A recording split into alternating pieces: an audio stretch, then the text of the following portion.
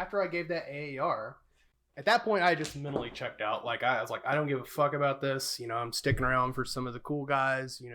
Yeah. You know, for some of the guys who are here to learn shit, you know, maybe it'll get better. This sounds like the average NCO military experience. Yeah, but it's also like Stockholm Syndrome, because I'm like, man, it can get better. Fuck. You're listening to the Art and More podcast with your hosts, Nathan and BR. Nathan is a Canadian illustrator with a couple years of military experience, and BR is a British anarchist that moved to the States. Both are passionate shooters and community builders. Together, they run the Seaburn art page. Enjoy the show. How's it going, people? BR here with part 2 of our mini-series investigating the Appalachian Ranger Association. If you haven't listened to part 1, episode 117, I highly suggest you do so, as I have a full introduction to what is being discussed, and I won't be doing the whole spiel in this installment. As a quick recap, we previously interviewed 2 former members of the Appalachian Ranger Association on their experiences training under Mark, the former leader of the organization. They discussed a culture of silencing dissent, poor leadership decisions, a lack of leading by example, hypocrisy, and plenty more. The Appalachian Ranger Association seemingly dissolved by the time of the release of Part 1, with Telegram chats, their Instagram page, and website all disappearing at once. Mark has since effectively disappeared. The following 3 interviews are from former Appalachian Rangers who were in leadership positions.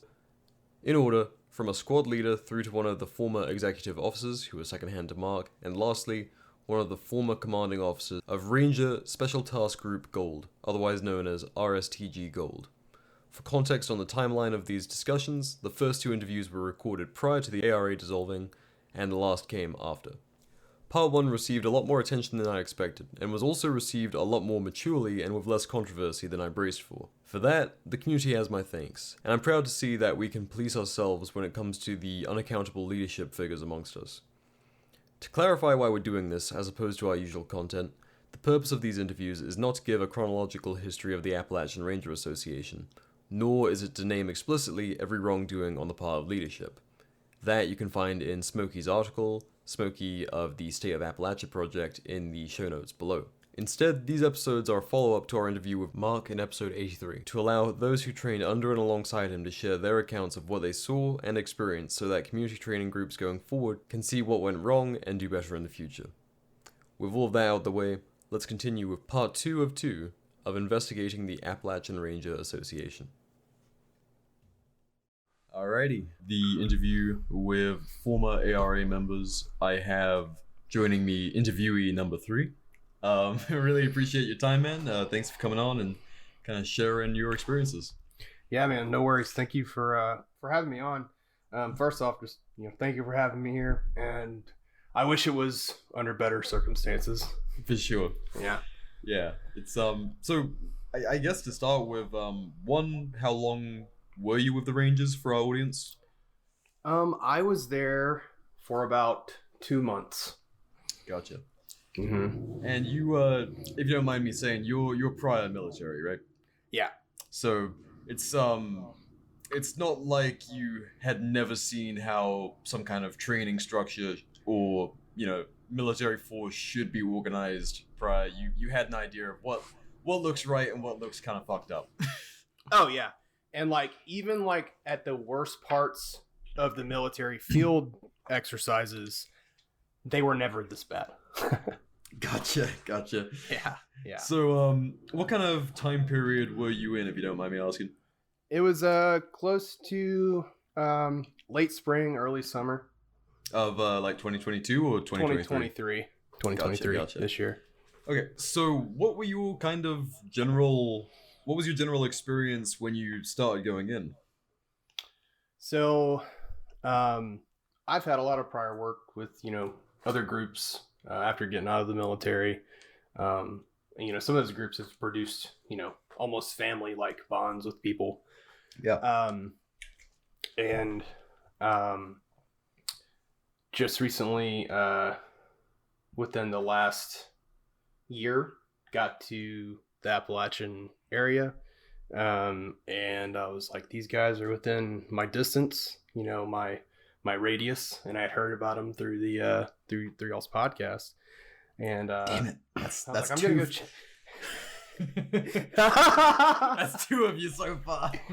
But I mean, the best thing is you're going back and you're owning it, like, and that's what this is literally all about, is owning yourself and your organization, and making up for your fuck ups, and that's perfect. Like, there's no one's ever gonna say anything wrong about someone doing that. So go to the first field training exercise, and we were doing some like humanitarian first aid, like pod training, and there were 3 different stations or lanes, and started out on Saturday morning at the first lane, and then we were just kind of standing around, and I was like, what's going on? What are we doing? Like, I hadn't received an op order. I hadn't received like 5 W's. I hadn't received any type of information of what we were about to go do. But we leave the first area and we go to the second area, and no one is really putting people into security, not placing them in proper setups, because there was rolling up 4 out there, which was a very cool idea. The worst part about this is the ARA is a great fucking idea. Like, it is an amazing thing to reach across an entire region like this and really, get after it. And that's what sucks about it, Yeah. It's just being controlled by someone. Actually, someone else setting up like proper FTXs, rolling up for like all of the resources are there. It's just the execution, right? Right. And it's the person at the top. Like, unfortunately it's Mark. But we were back to the FTX. We were doing the second pod lane, and still nobody had set in any type of security or anything like that. And at this point, for about the first 6 to 8 to 12 hours, maybe, I was just observing. I wasn't really going to put my finger into someone's business and telling them they're doing something wrong, because I had extremely high expectations coming into this. I thought I was going to be surrounded by people who have the same knowledge as me. And I was very, very disappointed at that. And like, nobody was getting put into security. There was no infrastructure to it.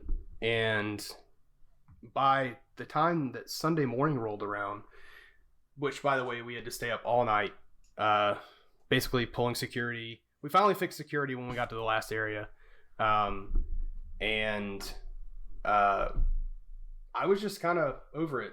It was a mediocre training experience. And woke up the next Sunday morning, and I was just like, okay, I'm ready to go home. I'm ready to stop by Buc-ee's on the way home, get me a fucking sandwich, because I've been in the dirt all weekend. And I go up to Mark, and the XO and Mark, I went up to both of them like, hey, I'm leaving early. And Mark could tell I was upset. He was like, do you want to step off and talk? I was like, sure.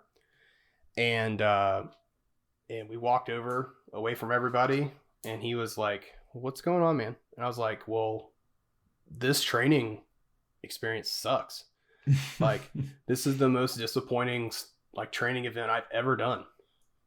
And he didn't really know what to say, I guess. And for a second, I thought he was sizing me up. And then their first ranger, or whatever the fuck they called him, walked over and started talking to us too, because I guess he could tell by body language that I wasn't happy. Then I had one of my friends walk up and kind of de-escalate the conversation, and we left early. So was it kind of fairly constructive criticism that you were given? Yeah. Like what kind of critique were you offering up? Like, in a general sense. Maybe that we have like rehearsals before we actually push out to these lanes. Maybe we get a basic understanding of, you know, an op order or, you know, something. Yeah, make sure everyone's speaking the same language and is capable. Yeah, well, some of those dudes weren't speaking any type of language. Oh, fuck. At least legible, understanding language. But, and then on the ride home, I was like, man, I don't know about all this. But what kept me in, I will say, were the dudes that were in there were fucking awesome. Like, as soon as I started, you know, teaching and, you know, releasing some of my knowledge, these guys like started taking out their notebooks and writing this shit down. And like, we're talking people who were driving like 8 hours away. There was someone that was driving from South Georgia to be there. People driving all across the state of Kentucky, all the way to where they train. You know, that's like a 6 or 7 hour drive. Yeah. You know? People turning out because there's like probably not as much opportunity for that kind of thing on this side of the states. Like out west, it's pretty easy to find some public land and to go on a hike and get you guys together. But out here, to have a real concerted effort, like you need to know people. Yeah. Whenever I was out in, you could just go drive 30 minutes and you're in the wilderness. And that is not a thing here. Yeah, hell no. It sucks because there's so much you need beautiful terrain, but yeah, it's every single inch is owned by someone. Yep. So after this kind of unproductive conversation, like nothing came of discussing any of this with Mark, right? No. It was just kind of a, this sucked. We should have been a little bit more put together in how we executed this, and yeah. What was Mark's kind of final word on it with you? He kind of panicked. Cause I think he felt the vibe of me just wanting to quit. And was this your first FTX? Yeah, this is my first FTX. Holy shit. First impressions are fucking everything to me. Like, absolutely. In this space, like, in order to go train with someone, you need to have a certain standard and level of expectations. And I was just extremely disappointed with both of them. Like, it was, man, just disappointing. Yeah. Yeah, I mean, the organization from the outside seems, and this was the reason I platformed the ARA in the first place, was it seemed like the most well put together example of the modern Minuteman available currently. And then when you see, you know, you get some actual insider information rather than just the, you know, like most things, it doesn't have to be tactical world. Like literally everything on Instagram is the most polished, like idealistic version of things, whether it's like someone's vacation or otherwise. And then you need to see beyond the social media bullshit. Like, is this actually effective? Like, how many times do you think that Lucas Botkin or any of these extremely, you know, fast shooters are doing these crazy, you know, 2 reload 2 or 1 reload 1? And how many times do they flubbed up reloads and just put the best video and, you know, footage out there? Yeah. And, you know, like you said, dude, they have a great public face. Like, they could sell fucking ice to Eskimos, bro. Yeah, 10 out of 10 on marketing. Sure. Yeah, dude. Yeah. Which is important, but you need the substance to back it up. And you also, if you're going to have accountability, you should be honest about where the organization is at. Yeah. And where it's going. Yeah. So after this conversation, kind of, was there any more instances of kind of like rockiness, or was that it? Oh yeah, man. Oh yeah, man. So I think it was the next FTX after that. They announced what the next one was going to be over, and it was over patrol bases. And me having the background that I do. Do you mind sharing kind of like approximately what you did? Don't even have to go branch, but like what your role in the military was? I was an infantryman. Okay.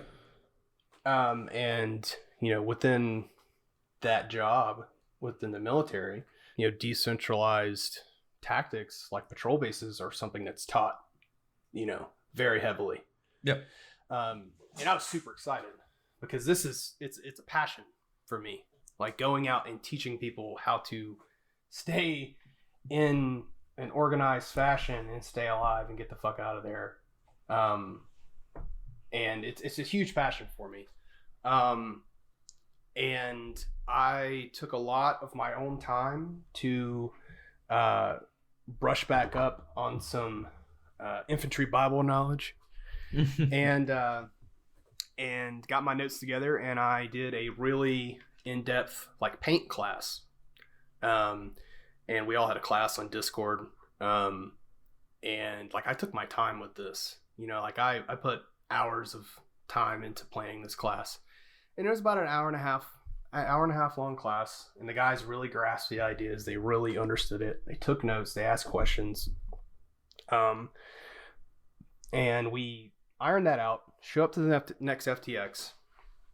Leadership says that this is going to be kind of a big boy exercise. The leadership's not going to be breathing down your necks. All right. And I was like, okay, cool. And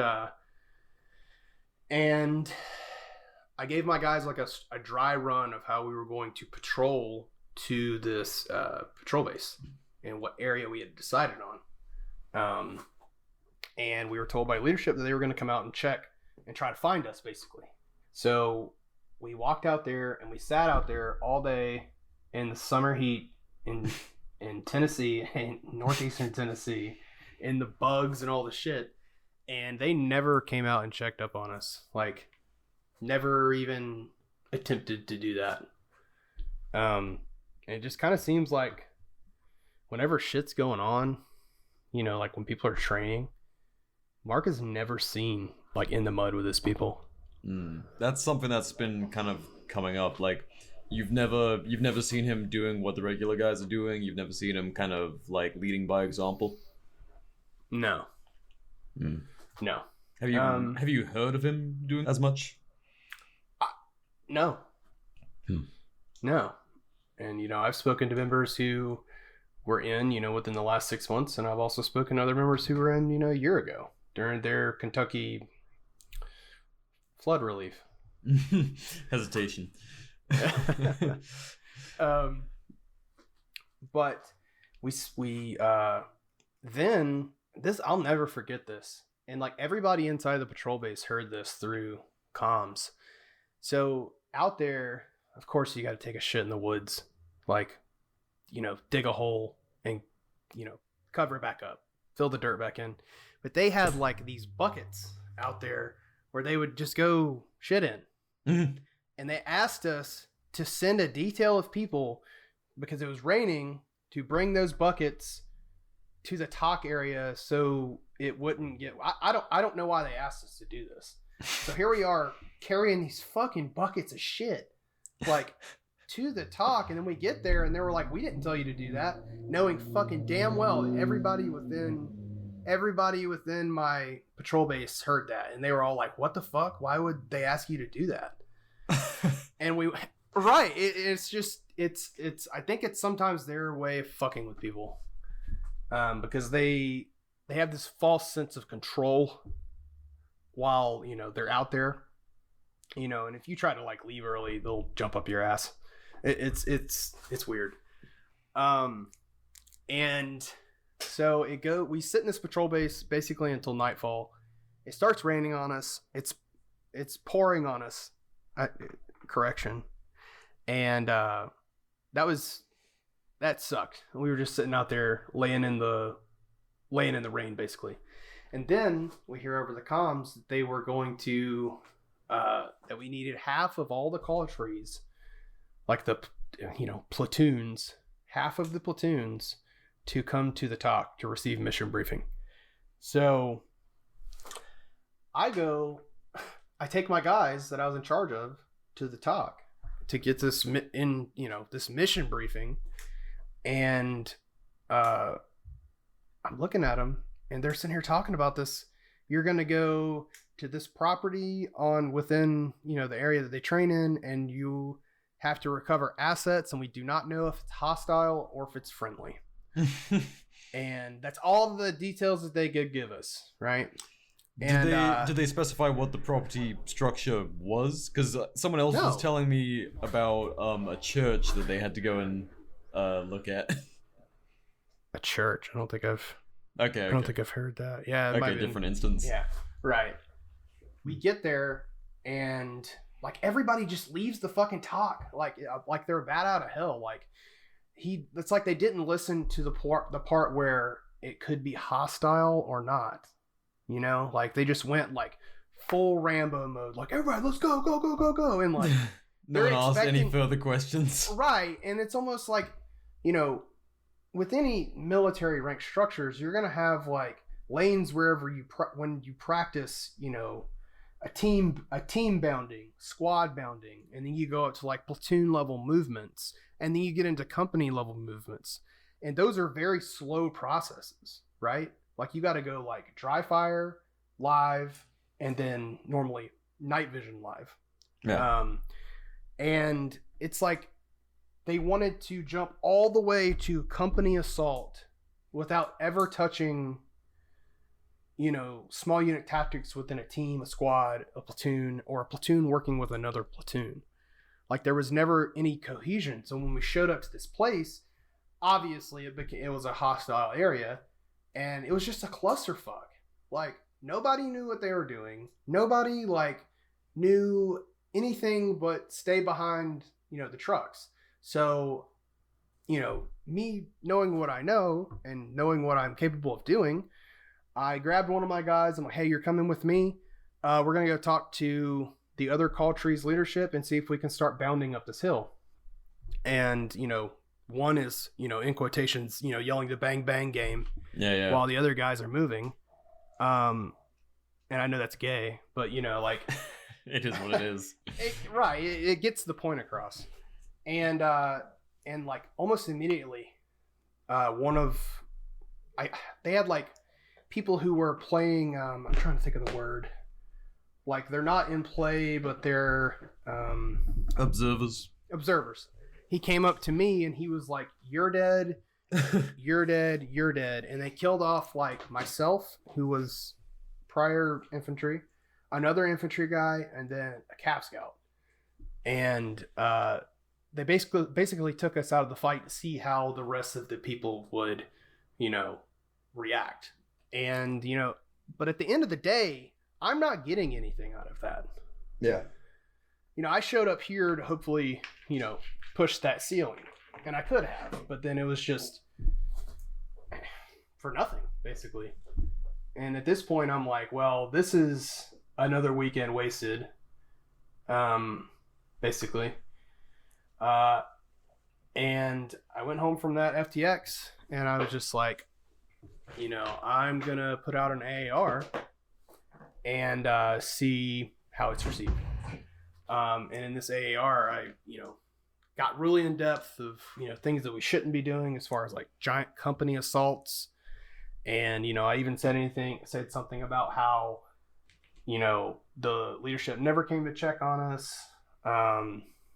It was just a list of issues that, you know, I wanted people, especially Mark, to hear, because he claims to be very open to receiving criticisms, but as soon as you make any criticisms to him, man, he goes into overload mode, and like he just can't handle it. And that is the exact opposite of what you need from leadership. You need to be like, hey man, can I be honest with you? This was fucked and unproductive. Mm-hmm. How can we do this better? Because we want to be the best at this, surely, right? Yep. And, you know, my AAR was cherry picked. Some things weren't addressed. And, you know, I was like, why? This is ludicrous that it's ludicrous that you aren't even thinking about responding to some of these critiques that I've made. Was the AAR made directly to leadership, or was it more public? It was in like a leadership detachment chat. So like all of the call tree leadership, all of the, you know, the detachment leaderships inside of the call trees, Then Mark, the XO, Chaplain, all this other shit, all those other people. And I posted it in there because I don't fucking care. Like if you're giving me, I don't care if you're giving me mediocre training. I've had mediocre training before, and I've learned from it. I'm more worried about the guys here who are doing this to hopefully take it back to their communities and try to, work with them. But doing fucking battle drills onto someone's fucking property is not mutual aid or help, Yeah. Like, and that's another thing, man. Like, they're a volunteer first responder, disaster relief group, but all they do is just really weird, cryptic Army and Marine Corps doctrine stuff, like infantry doctrine stuff. So, like, what is the motive here? So something that kind of has come up a few times is the kind of Praetorian Guard that Mark has, as well as the stuff concerning being a wannabe warlord. Were you about for any of that being circulated? I do know that he had a element of dudes who were like his security detail, and like I can't even like say this without giggling, but like Giggle away, dude. They're special forces of the ARA, basically. Did you have any interactions with those guys in particular? Yes. I kind of showed up a little bit more squared away than most as far as equipment goes, and physique wise goes. And I was me and a friend of mine were kind of sought after by the gold leader. Like, he kind of went out of his way to come speak to us, and apparently he was very interested, and I was like, I'm good. Oh, he wanted you to potentially be on that element. Right. But like at this point, I had already kind of bonded with these dudes, and I had already kind of taught them stuff. And like, that's what sucks. Like I said earlier, that's what sucks about it, man. Like, there are motivated people within that. Like, some of those guys like are excellent. So that's kind of an interesting point, is obviously you saw a place to be useful and to kind of be that NCO figure to like teach a bunch of guys who aren't familiar with this stuff, and then you were instantly kind of being looked at for this odd kind of non-specific Praetorian Guard force for Mark. Like, were any of those guys, I don't know how much you talk to those kind of dudes, but this conversation happened, that conversation that we had, I didn't mean to interrupt you, but that conversation that we had with him happened before we even started trying to teach people things. Oh, so they had no idea actually what you were even capable of. You just had nice kit. I had nice kit. We look professional. Like, we don't look like a sloppy, fat piece of shit. Yeah. Like, like I said, first impressions are everything. Yeah. So, does the I think that gold, whatever. Yeah, RSTG Gold Rangers. Gold. Yeah. Gold Rangers. Gold Rangers. Did they? Sorry, I'm trying to be a journalist about this. You're good, dude. I have no opinions. I certainly don't giggle at any of this. But did they have? What was their kind of role, if any, during these bigger FTX operations? Like, what was going on with them? Were they just rolling around like with Mark observing, or did they actually act as a special element? So the first FTX I was at, they were the QRF for all of the call trees while they were at their pods, like at their lane. So like, if call tree 1 had a problem, if they got contact, they would, call up on the radio, explain to them what's going on, and then basically, they're lifting off and coming to you as a QRF. And then the second FTX that I went to, I think that they were trying to basically send these elements out to try and find people's patrol bases. before the leadership did, I think. And they never found ours. Like they had to walk up like almost like 3 feet to even see us. Like this is how covered and concealed that the spot was. Like we did such a good job at like planning this and, giving the good class, setting people into security, picking a spot with good cover and concealment, a kind of a shitty spot that your enemy wouldn't go. Yeah. And they walked up to us and couldn't even see us. We all just kind of stood up on them and they were like, oh shit. There's like 15 fucking dudes right here. Huh. Mm-hmm.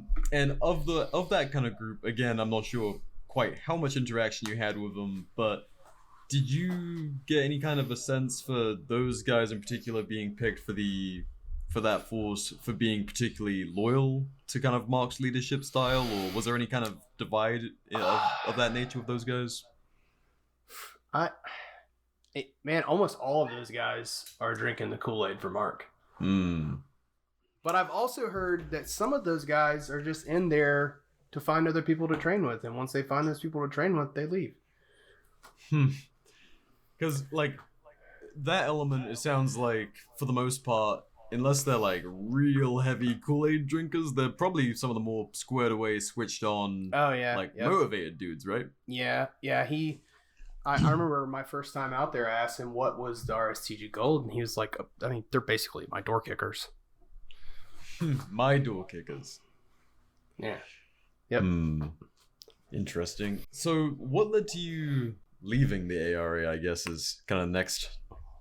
Well, this is definitely going to blow, the cover of who I am.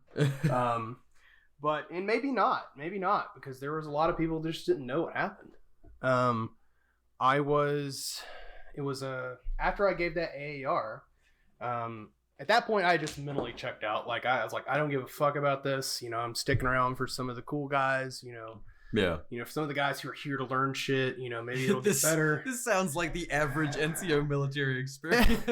Yeah, but it's also like Stockholm syndrome, because I'm like, man, it can get better. Fuck. But I was at home one Sunday afternoon, and I noticed I got pulled out of every chat and put into a disciplinary duty chat. Disciplinary hearing chat. And I was like, oh, this is cool. At this point, I just didn't really give a fuck.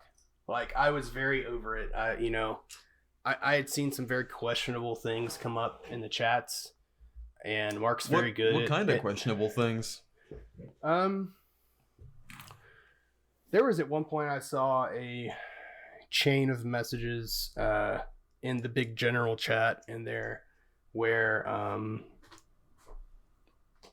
someone had posted about, talking about some church groups he was a part of and, extracurricular activities that were personal to him that he was doing on the outside of the ARA. And Mark was just basically like, you can't have any extracurricular activities, including like your spiritual life. Like the ARA has to be the most important thing that you do. Oh, God. Like, and that was also parroted by a couple of other people in there too. Like, they're just like, they're drinking that Kool-Aid, bro. Jim Jones is up there cooking. There's a decent contingent of people who are 100% like into that shit. Yeah. So that doesn't really leave much alternatives for leadership, or is there anyone who's kind of not drinking the Kool-Aid but pretty high up? It seems like most of them get excommunicated before they get a chance to really stick around and be an alternative opinion. That's what happened. And if you want to ask me, so they brought me into this chat, and they were like, so and so, whoever you are. We do not see you as a fit for this organization. Sick. Right. I was like, fucking badass, bro. I was like, now I don't have to quit this shit. Like, and I'm like no, there's some others that have been removed the same way. But they also had the same level of knowledge and professionalism. But I got told that I was basically removed. There was a list of leadership that had voted me to stay, abstain, or remove, and like everybody but like one person said removed. And I was just like, okay. And they were like, now, first ranger is going to have the floor with you. And I'm like, yeah, you're not having the floor with shit. Like in my head, that's what I was thinking. and I was like, you know what? I'm just going to leave this be for right now. I was like, thank you for your time. I don't need you to have the floor with me. Goodbye. Basically. Yeah. And then not a week later, I was removed as a follower on the Instagram. Like, basically just like excommunicado. So, yeah. Yep. And what were your thoughts kind of going through all of that? Like, did you reach out to any of the guys that you'd been training with after that happened? Yeah. And whenever I got removed, apparently it caused a lot of chaos. Because a lot of people were really upset. And one of the members in there, he questioned it, and Mark was like, well, I don't care what you have to say, there's the door whenever you want to leave. Because he was questioning, like what, like they have this culture in there of calling each other brothers and all this shit. But whenever someone inquires into why their brother got removed from the group, and they're not, their brother anymore, I guess. Yeah. It's very weird. It's a very weird dynamic. And he was just like, I'm just kind of upset why we can't get an explanation as to why our brother got removed. And a bunch of people left after that. Damn. Yeah. Yep. And no one else in there basically knows that I got removed. Like, I still have people hitting me up today asking me if I'm still in the ARA. And I tell them my story every time. Damn. Mm-hmm. So, with all that said, it's like, damn, dude. Is there? But before we kind of get into kind of the more closing questions on the topic, is there anything else you feel is relevant to kind of bring up to let people know about?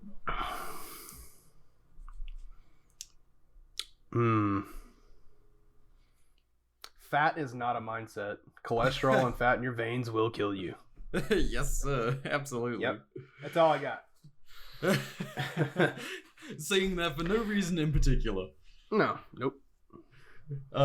Fair enough. Were you there for any statements about working with law enforcement and federal agencies? Oh, yeah. I think it was... I had just bought most of the stuff for the packing list for the FTX, and Mark made this giant announcement in his in a big, like a weekly roundtable that he would do every week, and he basically said that they filed for their 503 CR IRS nonprofit paperwork, and they were going to push this to go national. So instead of the Appalachian Rangers, it would be the American Ranger Association, which there would be charters in every state.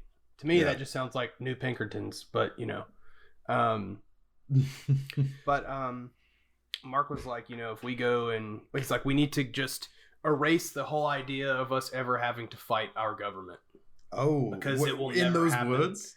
Yes, like he was like, we need to kill basically the Boogaloo meme, and I'm sorry to use a forbidden word, but he's like, we need to make the meme die. It's just a meme. Like, that would never happen. It would never happen. And I was just sitting in my head, I'm like, that is the most naive, asinine shit I think I've ever heard anyone within this community say. And he said that he would work with any state, local, and federal law enforcement to do whatever the job is.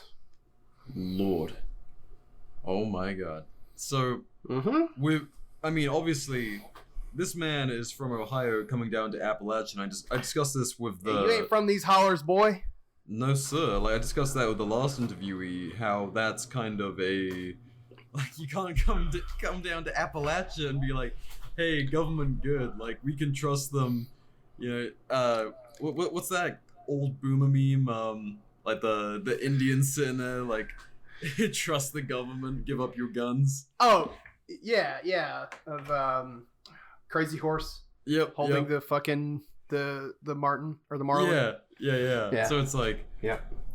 God, dude, how can you, knowing militia culture for one, like the kind of guys that you're gonna have turning up for these events, what does he think their mentality is going to be? And that's something that was kind of a funny frustration after the fact with me, with having Mark on the show, was obviously a large portion of our listenership is going to be either anarchist, libertarian, anti-government, somewhere in that spectrum. Right.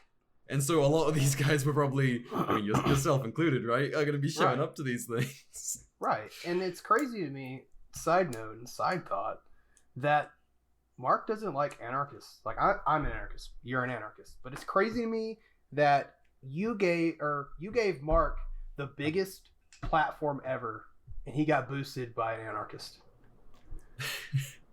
Yeah, and like, I don't care what your politics are in this space. If you're picking up a rifle or, you know, learning things to better your community, hell yeah. I don't give a shit what you call yourself. That's great. And I stand by you. And whether you like it or not, you are acting in favor of the way I see the world. And it's as simple as that. You're taking an individual stance to better your community rather than relying on Uncle Sam and all of his fucked up ends and means. And so I think that's great. But then one of the messages I saw from a chat was something like, I would sooner work with communists than anarchists because at least they have a cohesive ideology. Like, Jesus oh my God. Christ. And I think helicopter rides. Yeah, genuinely. So interesting. And what was the kind of sentiment of the organization at wide after that statement? Did you get any kind of a view from other people on that? Yeah, I had the XO actually reach out to me, and I had a lot of people actually reach out to me from that leadership, you know, detachment chat. They were like, I agree with like almost your entire AAR, bro, like your whole thing. And I was just like, cool, so back me up. And did anyone? No. Shit. No. That sucks. Brother. Dude, they're brother. They're just they're afraid of the wish.com Joseph Seed. Why do you think so? That's kind of my next question is, you know, would you fear any kind of retaliation by Mark or those loyal to him for speaking out? Like, what's that for you? What's that look like? And then why do you think people are afraid? I mean, I've heard, you know, I don't fear any retaliation because I can walk faster than 15 minutes a mile, and probably run, you know, about 8 to 9 minutes per mile, which isn't that fast, but, you know, faster than 60% of the ARA. No, I don't really fear any retaliation, but I can't say the same for other people because I was, in the grand scheme of things, I was only in for a very short, you know, fraction of time. Yeah. And, you know, but I've heard, you know, people that he was closer to, you know, like he has like their family's address, you know what I mean? Like it's the amount of information that they have, I guess, on certain people could be intimidating. And that's ridiculous. Yeah, there is an intel section of the ARA, right? Yeah. Oh yeah, I know. And they're pretty infamous for you know, starting up their little intel packets and target packages. From what I've heard, I never saw this myself, but I've heard from past members that, you know, even from the people who started the intel areas, that that they had these processes. So you don't think anything physically would come from it? Do you think there would be any kind of like so far we've seen sort of the attempt at either silencing or character assassination. Is that something Right. you think would be kind of more commonplace? I mean, I guess he's a master manipulator. He's really good at doing the public face thing. Yeah. So, I mean, I don't know. At the end of the day, like, it's the internet. Yeah. And, fat people can hide behind, good causes and make them, look really good. Yeah. When they're just in reality, just mediocre. Yeah. So for anyone looking to apply to the Rangers, what would you tell them? I would tell them no. I would tell them to stay as far away from that organization as possible. But there is a group out there that's worth it. Have you ever interacted with Overmountain Men, BR? I've been seeing them start to crop up. I haven't specifically talked to them yet. They're good dudes. And most of those guys are ex-ARA, and most of those guys are the guys that they kicked out for critiquing leadership. And I've kind of had conversations with them, and they're squared the fuck away, man. Like, they have actual joint training exercises where they go to other states, they go to different places to train, they put in the work, they put in the miles. That's and cool. It's organized. It's very organized. So you think do you think there's any future for the ARA? Like, do you think with different leadership it could be saved, or do you think it just needs to be kind of moved on from? I think the name needs to die, because it's always going to be a bad taste in someone's mouth. That's fair. Damn. Yeah. Yeah, it's one of those things where like it blew up so quickly, and there wasn't really the scalability in terms of like leadership. I mean, I was saying to the first interviewee, someone can be great at managing 20 people, 40 people, 60 people, but there comes a time when you just got to be honest with yourself. Like, we all have our limitations, and they're not necessarily permanent, but in the present day, you have to accept where you're at and be accountable for that, especially as many people as there are flocking to the ARA and kind of thinking it's something a lot more put together than it is. Yeah. Yep. 100%, dude. Damn. Well, any final notes before we get out of here, dude? I ain't got nothing, man. Stay training, stay fit, don't die. Hell yeah. All right. Well, really appreciate your time, man. Thanks for coming on and sharing that, and hopefully some people will get some value out of this. I hope so, because something needs to be done. Yeah. All right. Well, moving on. I think we got one or two more people, and then we'll be out of here. All right. Thanks, guys, for listening. We'll be right back. And we're back in the room. All right. I am sitting down with our fourth former ARA member, someone who was a little bit more senior in the ranks, kind of higher up, more leadership positions. Thanks for joining me, Atlas. Yeah, man, I'm happy to be here. I've been kind of speaking out against the ARA here and there, where I've been able, but it I don't have like a huge personal following anywhere. I'm just a dude, so I'm happy to sit down and put out what I know with somebody that has way more reach, so maybe people will listen. Yeah, and that's why we're doing this, because this is it's so far been a pretty one-sided conversation. People have been silenced, and kind of a little bit of the Stalin treatment where, well, that guy is no longer one of us, so silenced, dissenting opinion, wasn't a good fit, and then there's no way for a lot of these guys to kind of say their piece and kind of share what's going on with that culture of censorship. So, glad we could bring you guys on. Yeah. So, I told you a little bit about what all I know before we got started. So I guess just,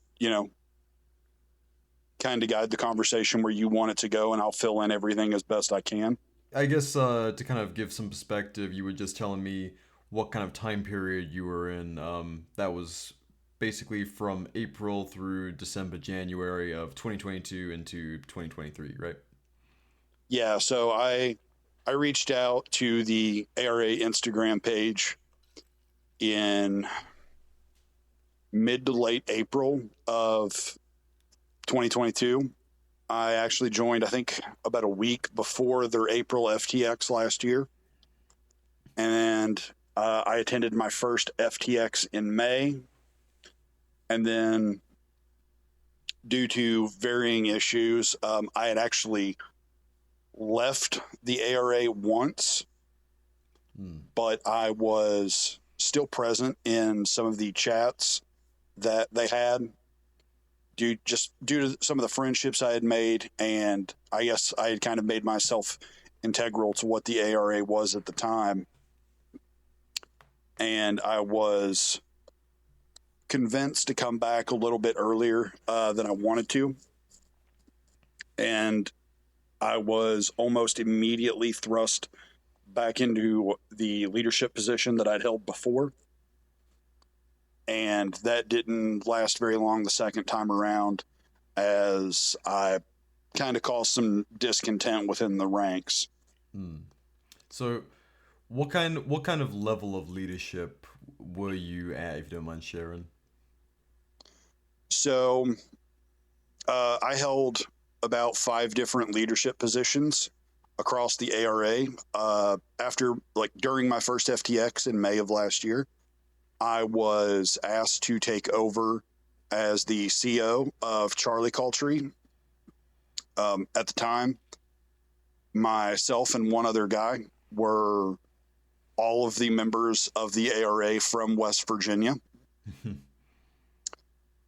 And at the time, Charlie Culture covered, what was it, North Carolina, South Carolina, Kentucky, West Virginia, and I think at the time we had one guy in Virginia.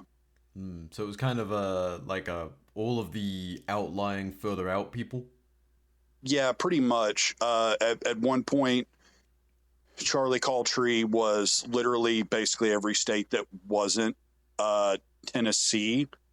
It was, I think at our biggest, we were West Virginia, Kentucky, Ohio, Virginia, North Carolina, South Carolina, and northern Georgia. Damn. And you were in charge of all of the kind of outlying people? Yeah, that was where that culture kind of covered. Not too terribly long after, it had kind of become apparent that big of a geographical area wasn't, feasible to administrate for one person. So we stood up what was at the time Delta Culture. It's my understanding that Delta is now shut back down. But that was, West Virginia, Kentucky, Ohio, and the western part of Virginia. And then from there, I was the ARA. I don't know if it still does, but we had a chat at the time called the Friends of the ARA. That was a networking chat between the ARA and other groups. And I was the liaison between the ARA and all these affiliated groups. We had, for a very brief period of time, we had Bluegrass from Everyday Citizens Tactical in there. We had the guys from, First AEF and a handful of other groups around, just up and down Appalachia in there. And I was in charge of that. When I don't know if anybody has spoke about RSTG at much length yet. Not so far. But so RSTG is the ARA's specialty teams. RSTG is Ranger Special Task Group. I was the XO of RSTG overall. It was comprised of two teams, RSTG Gold, which was at the time the ARA's overt security team and direct action team. And then you had RSTG Black, which was a clandestine reconnaissance and the clandestine mission sort of team. And I was second in command over those as a whole. And then on top of all of this, the chief of it was I was Mark's second in command as the XO of the ARA. So what got you to be in that position? Like, was it a lot of conversations with Mark? Did he kind of like what made you the candidate to be that XO position? To this day, I'm still not 100% sure. Part of me thinks, it's the natural strengths in myself that I've identified.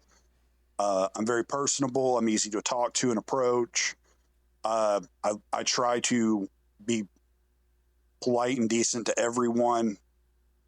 And I don't know if that was just it or if there was an ulterior motive for picking me after the prior XO had left the organization. But it was within minutes of him leaving, I was offered the position. Was he, or I guess I should rephrase this, is this basically how all leadership positions get emptied and then filled, like this similar kind of process where there's a falling out? Or like, was it mostly people leaving the organization and then getting replaced pretty swiftly, like nothing happened? Or like, what was the kind of turnover rate for that sort of thing? During my tenure with the ARA, the only call tree or team that I think had a consistent leadership cadre was probably RSTG Black, and that dude was in charge of that team from its conception all the way until he was kicked out of the ARA. Is that a pretty common theme for leadership, kind of being around until they're no longer drinking the Kool-Aid? Or yeah, that every leader in the ARA kind of serves at Mark's will, and as long as you're falling in line with his vision or whatever the case is, you'll serve in that position. But when you begin rallying discontent against him or just stepping out of line, it's typically you're going to be removed from that leadership position, and then typically not long after, probably removed from the ARA as a whole. So there's absolutely no room to criticize leadership, and there's no willingness for accountability at the top. No. So I wish I had the screenshot of it handy. But part of the reason that I left the second time is, so I told you before we started that when I came back, I was like immediately thrust back into a leadership position. And when that happened, Mark had instituted this oath that he called RISE, R-I-S-E. And I can't remember what it stands for now, but there is a screenshot of it floating around. after we get done, I may try to track it down and send it to you.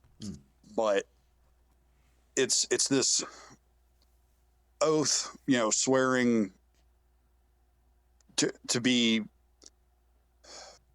essentially to be faithful to the ARA and to be the best leader for it that you can. And upon swearing this oath, like, there would be this condition that if you had violated this oath as a leader, then you would be subject to disciplinary action from Mark.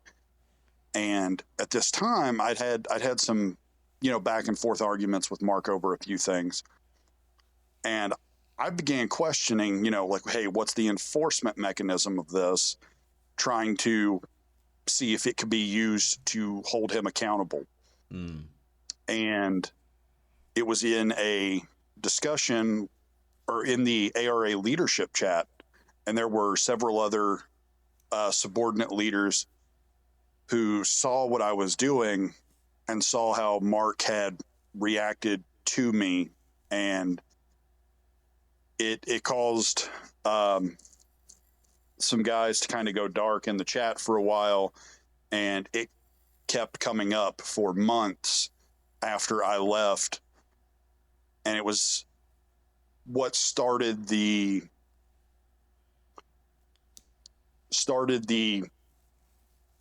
dissolution of the old guard that had been in leadership for a while. So there was kind of a point where everyone sort of switched on. They're like, oh, so we're all held accountable, but there's a point where the accountability stops. Yes. And kind of, so the first time you left, if you don't mind me backtracking a little bit, what caused you to step out the first time? And be as specific or non-specific as you want, Okay, so the first time that I left the ARA actually had nothing to do with Mark. It had nothing to do with like any personal conflicts or anything like that. Just life my stuff. mom passed away. Yeah. Well, yeah, my mom passed away in late June last year after a nearly 3-year battle with cancer. Damn. I'm sorry, man. Thank you. But during that period of time, like I mentioned, I think it was 10 days or less. And after she passed and I was at an FTX. Sorry, my dog is trying to climb on top of me. They don't like podcasts. They will interrupt to their heart's content. Well, one's content to lay in the floor. The other one decides I need to pay attention to her. But after my mom passed away, I knew that I was, being the eldest son, that I was going to have to deal with the estate and putting it through probate and all that thing, since she didn't have a will. I had an adopted younger sister that I had to go through some legal stuff to deal with her situation. And actually, I will admit, this period of my life was very tumultuous. And while I was at that FTX, just, a handful of days after my mom passed away, my wife had actually brought up the topic of a divorce while I was driving to it. So I told Mark, like, hey, I'm probably going to need a little bit to kind of get my life in order. And I know it's the court system. I know it's home life. And I can't guarantee that I will meet the attendance requirements going forward for a little while. And then, 3 weeks after that, Mark put out the information for the now infamous Kentucky disaster relief thing. but I attended that, and then I tried to attend the October FTX where Felix from Redbeard had come out, but I wasn't able to make that due to probate being very slow and just having a lot going on. When I knew I wasn't going to be able to make the October FTX, I was like, hey, I don't want to be the guy that exceptions are made for. I don't want to fill this leadership role when I'm not able to be present and be the leader that I want to be. Yeah. And Mark was very quick to message me back, and he was like, hey, man, he was, kind of jokingly like, hey, you're not allowed to leave. A lot of the guys in the ARA have come to really like having you around. They've come to think very highly of you as a friend, as a leader. And I was like, yeah, man, I understand that. And I was like, I'm more than happy to stick around in chats or whatever the case may be. A lot of the guys have my information to get a hold of me, but I told him, I was like, I'm going to be very upfront. Like I have to deal with this stuff. Otherwise it's just going to get worse. Yeah. So, from October to, I would say probably mid-December, I was dealing with finalizing probate on my mom's estate, and I was making moves to sit with my wife and talk with her and, try to make sure my marriage was okay. Yeah. And it was at that point, Mark messaged me and was, he gave me the same thing that he gives everybody else. Like, hey man, are you ready to come home yet? Brother, I'm home right now. Yeah. But the first time he messaged me that, I was like, man, I still just, need a little bit. And he and I stayed in contact. Like I said, I stayed present in a couple of the chats. Just guys thought highly of my opinion. So they would, ask questions, pick my brain, and I would try to give them the best advice I could about whatever was being asked. But eventually Mark convinced me, hey, just come back. I need you as my XO. The guys need you to come back. You're good for the morale. So I was like, okay. And when I came back, I was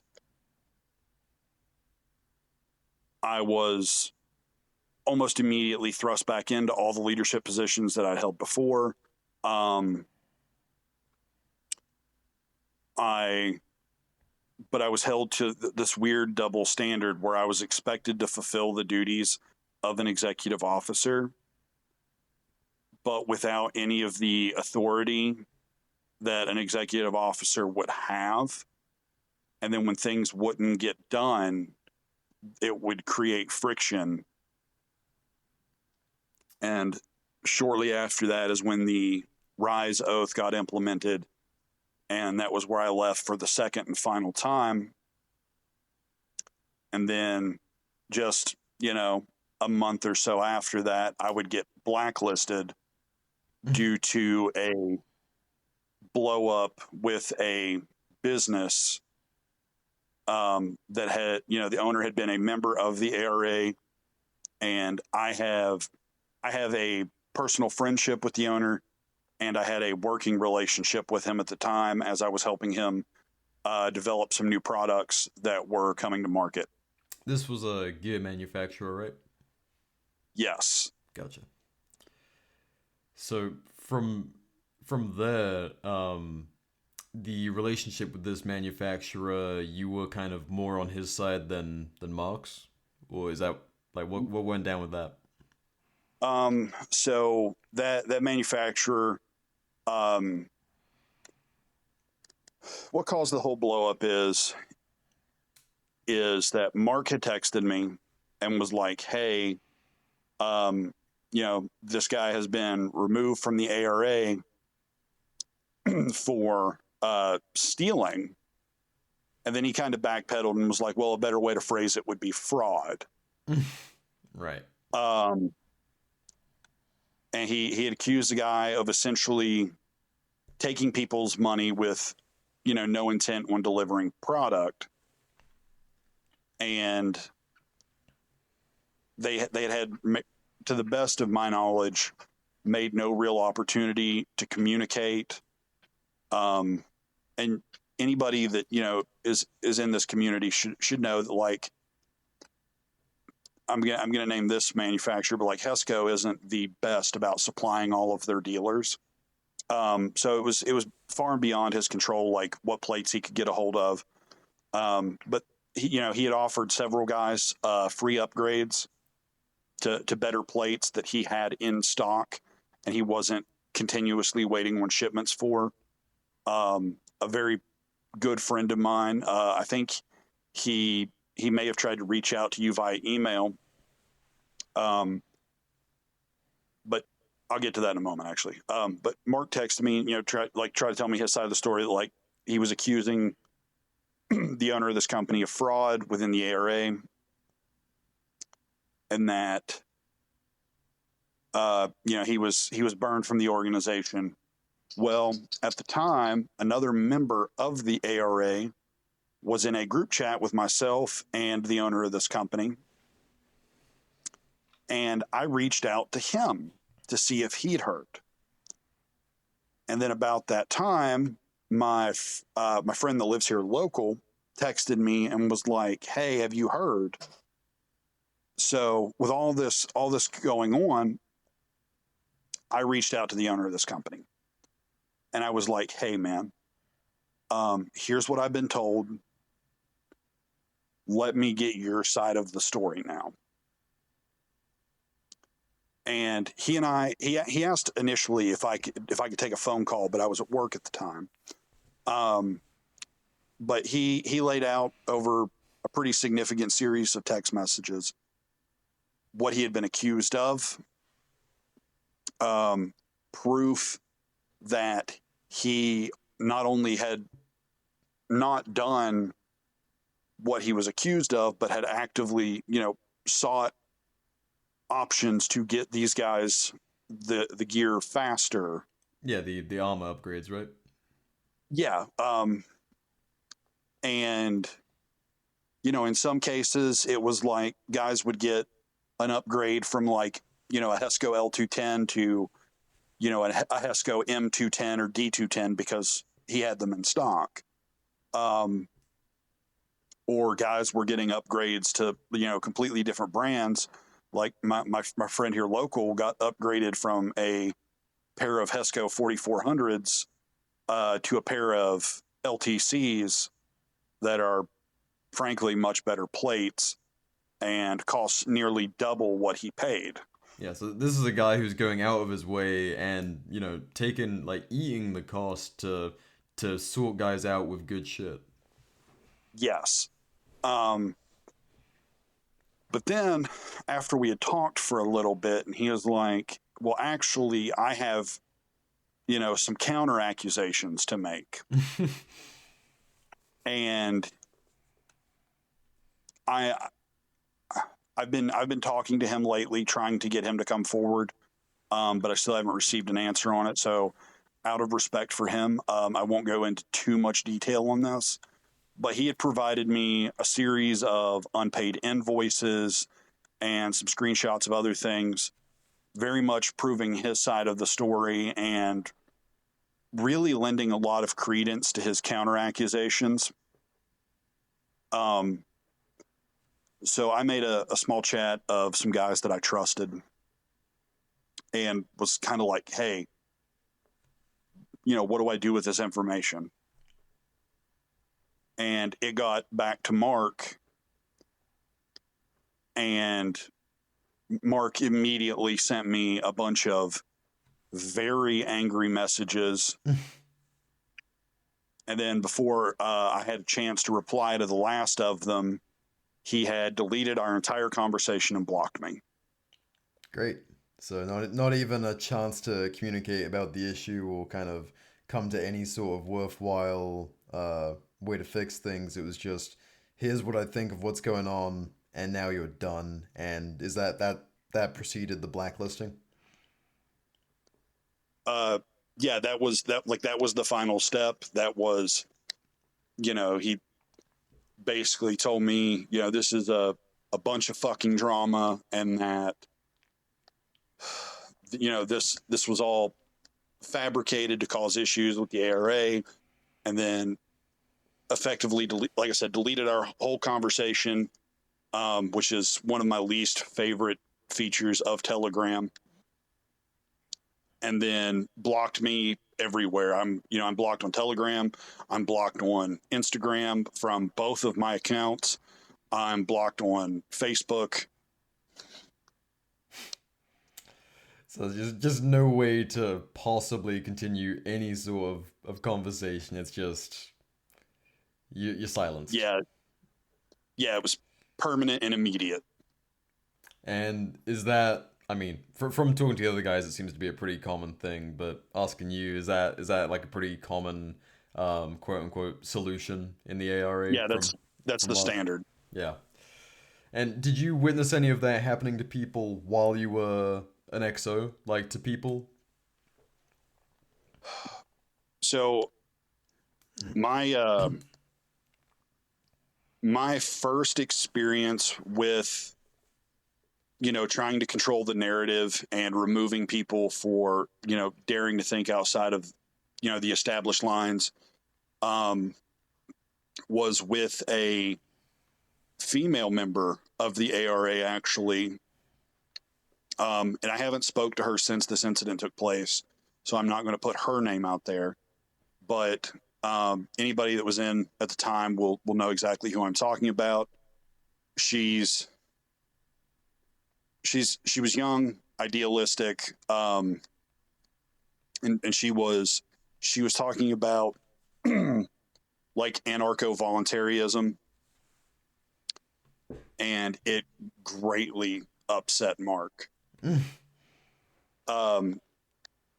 If you've seen the conversation floating around where he's quoted as saying, I'd sooner listen to a communist. Yep. It was part of that. That was the thing that tellingly pissed me off. I was like, okay, cool. Yeah, and this is not a personal, this whole interview with former people isn't like a personal vendetta about that.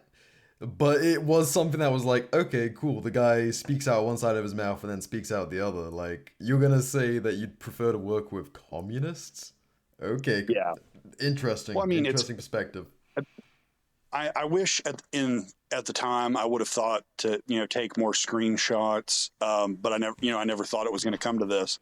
But I can't speak for other communist or like socialist leaders, but Mark has at length professed to me a deep appreciation for Tito as a leader, and I'm sure in light of everything you've heard that kind of checks out.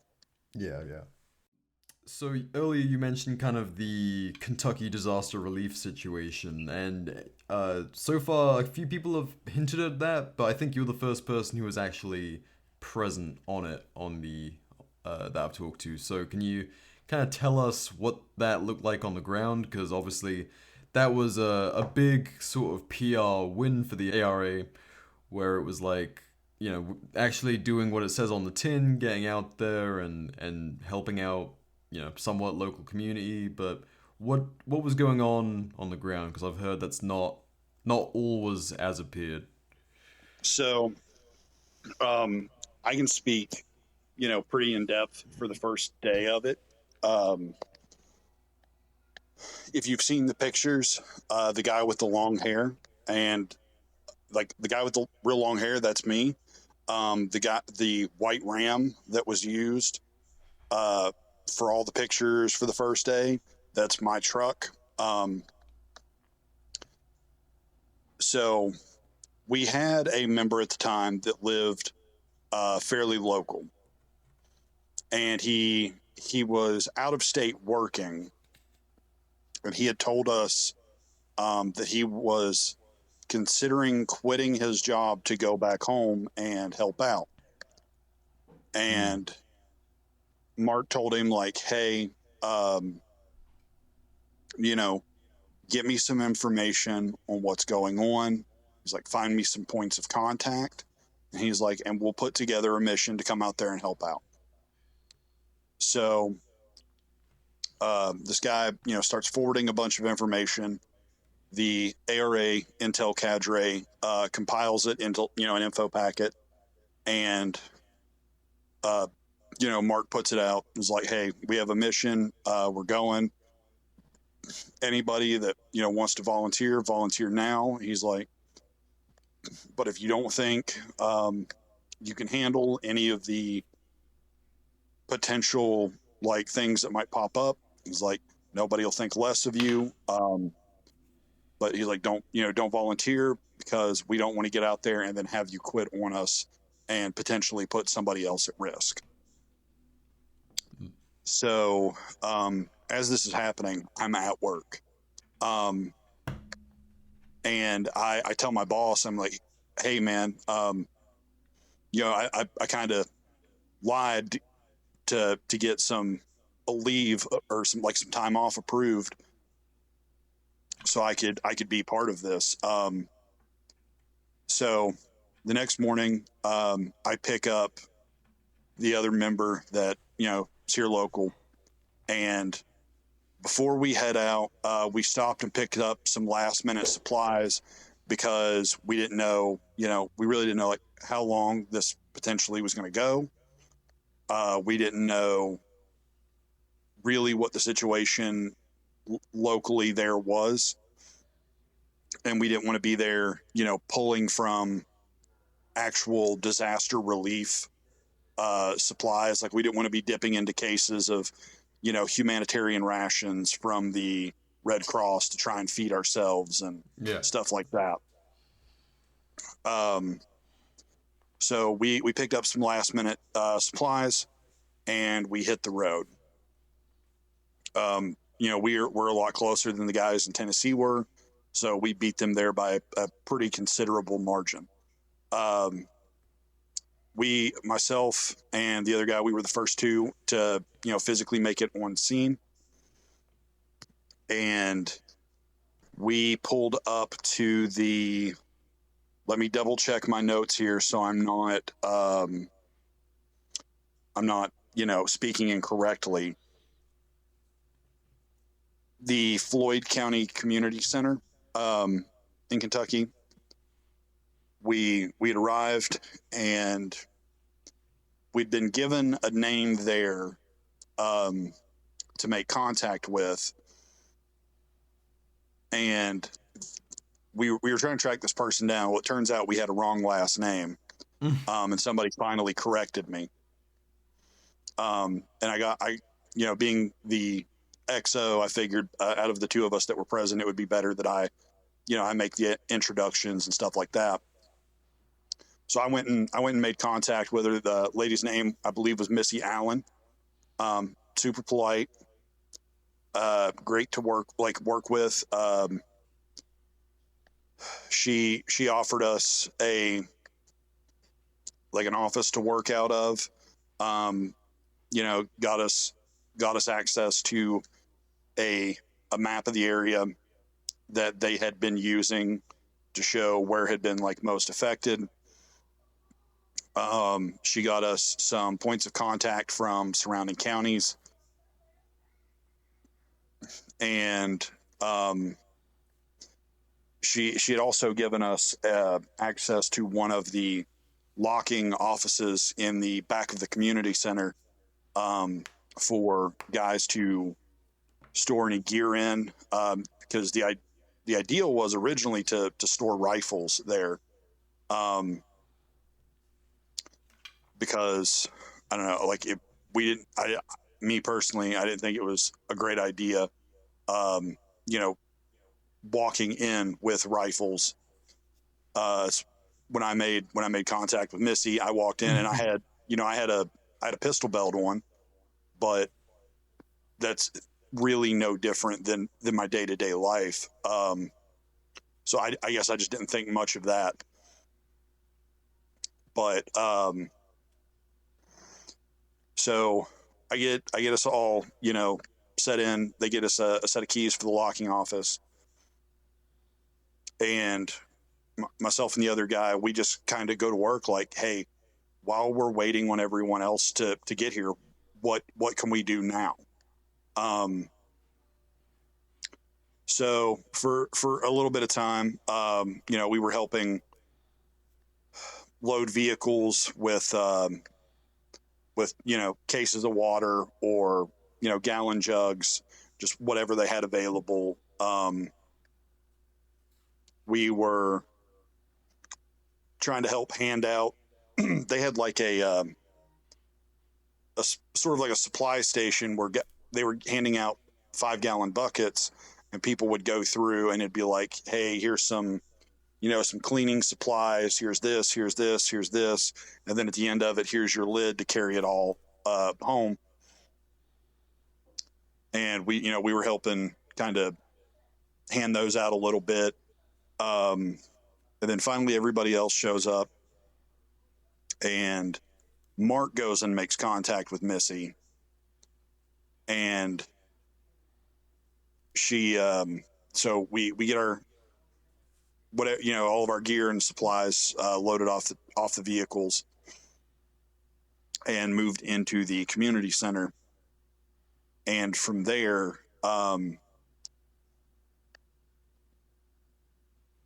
started kind of pulling different directions. Some guys wanted to launch into more direct aid. We at this point, we kind of knew where the worst affected areas were.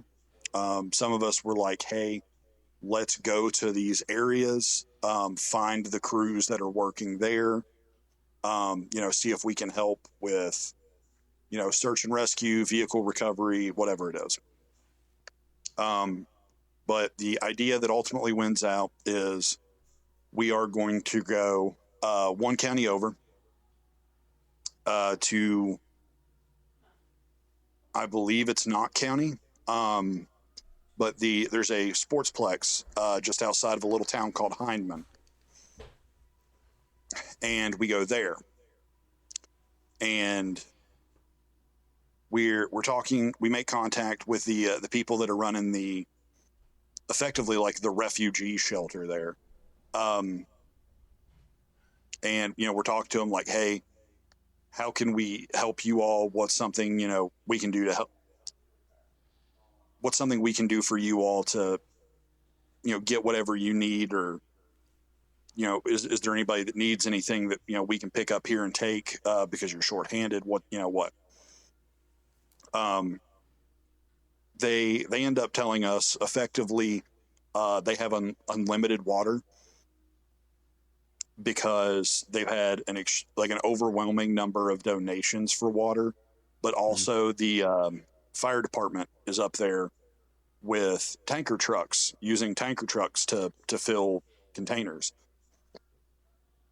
So, but they do tell us there is a seniors assisted living home just a little ways down the road that they haven't been able to get anybody out to drop some water off to. Apparently the fire department was having some issues coordinating a truck to get it out there to fill their reservoir. So we get out there, we drop some water off, and while we're doing that, the fire department pulls up in one of their tanker trucks to fill the reservoir. And we talked to them briefly. We talked to, I want to say a Kentucky highway patrolman, or talked to him briefly. He asked who we were because, a bunch of guys show up in Ranger green uniforms with pistol belts and yada, yada, yada. But we kind of spent, we dropped that off and we got back to the sportsplex and we told them, hey, we got that stuff dropped off at the same time the fire department got out there and filled the reservoir. What's something, else we can do to help you guys out? And they told us they were running like critically low on food. Well, we already had a solution for that. So we went back to the Floyd County Community Center. We talked to the people there, told them the situation over at the Sportsplex, and they had, a pretty significant number of cases of the like humanitarian ration MREs. But because of some other efforts between, the local entities and the Red Cross, they were actually able to set up a hot kitchen at the community center there. And so we got their permission. We took some cases of MREs and loaded them into my truck. We dropped them off. And while we were dropping them off, we kind of made contact. This is late in the evening by this point. We made contact with some of the, I guess, like the evening or night shift people that were helping out. And they told us they had some issues with a handful of locals coming in at night, causing problems, effectively trying to steal anything they could get their hands on.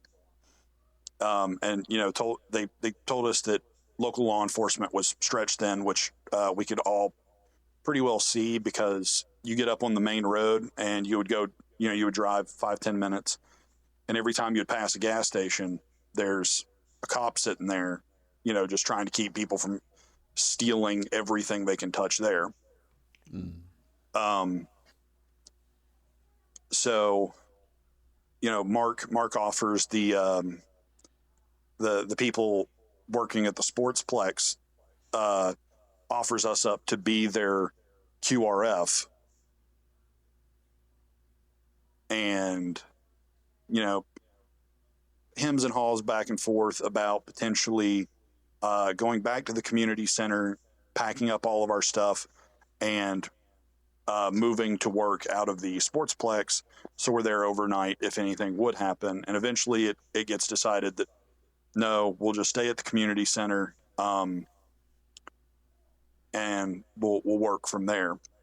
And then so we get back to the community center, we all kind of sit down and eat some dinner.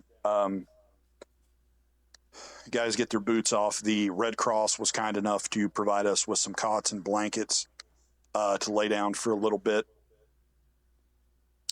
And about that point is when I had to leave.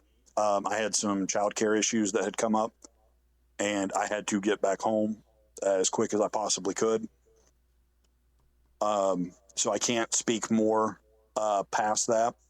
So that there hadn't been a point during your time there where things had really gone awry quite yet? Like things were going sort of as planned, would you say, or was there any hiccups?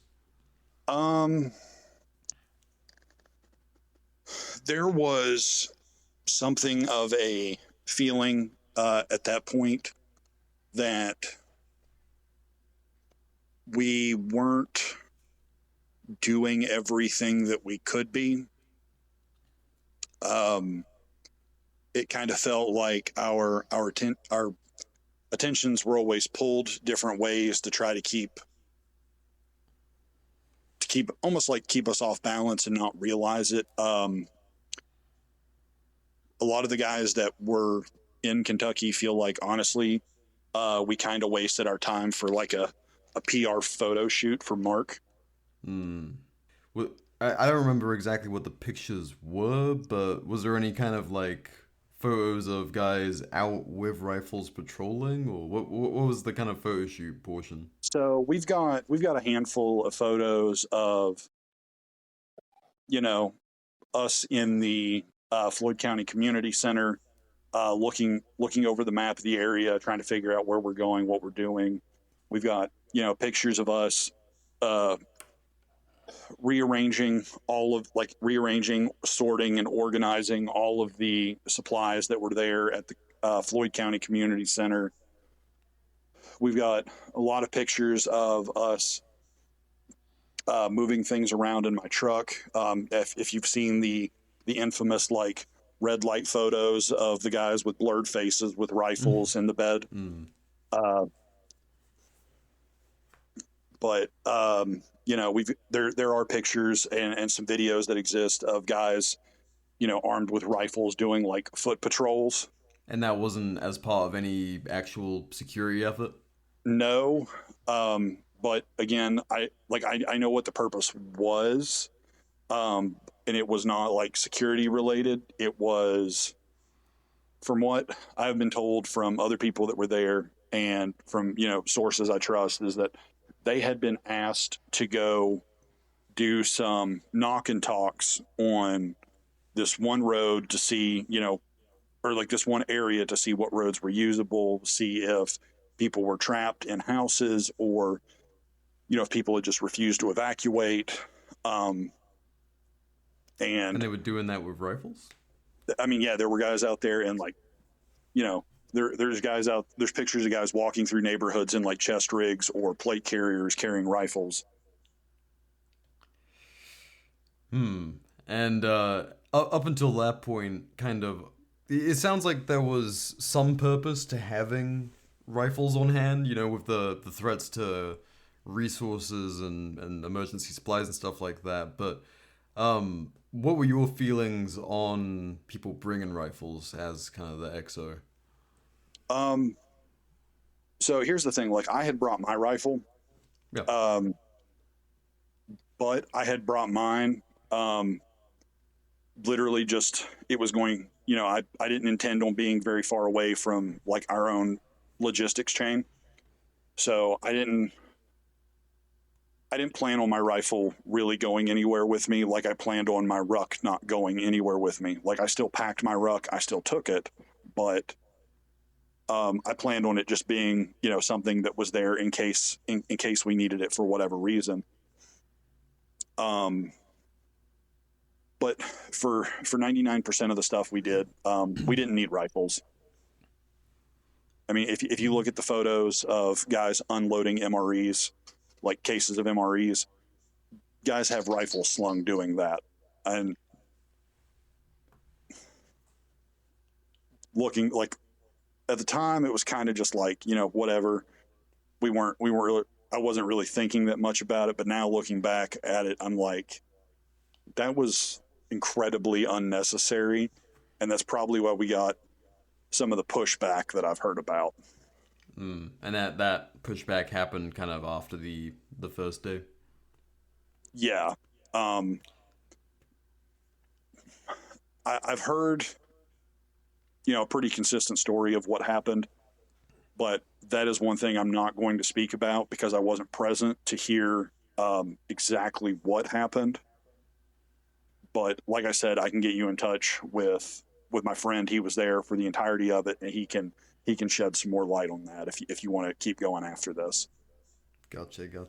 So I guess kind of the Tusk thing is the other thing you wanted to touch on. So what was your kind of relation to that whole thing going down? So again, you know, I was the XO among my other duties at that time. And I was one of the first, if not the first, to know about it. Do you mind giving like a real quick rundown of what that was for people? What, Tusk, or what my like what went down at Tusk? Yeah, so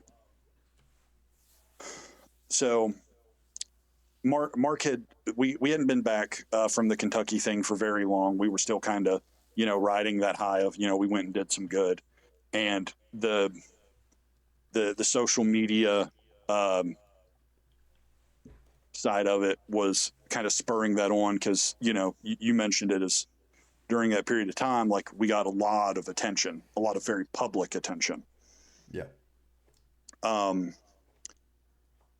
But from what Mark had told me, the owner of Darcy, Rich Mason, had personally reached out to him and for sure offered him one slot to come take a Tusk class, or a Tusk, take Tusk free of charge.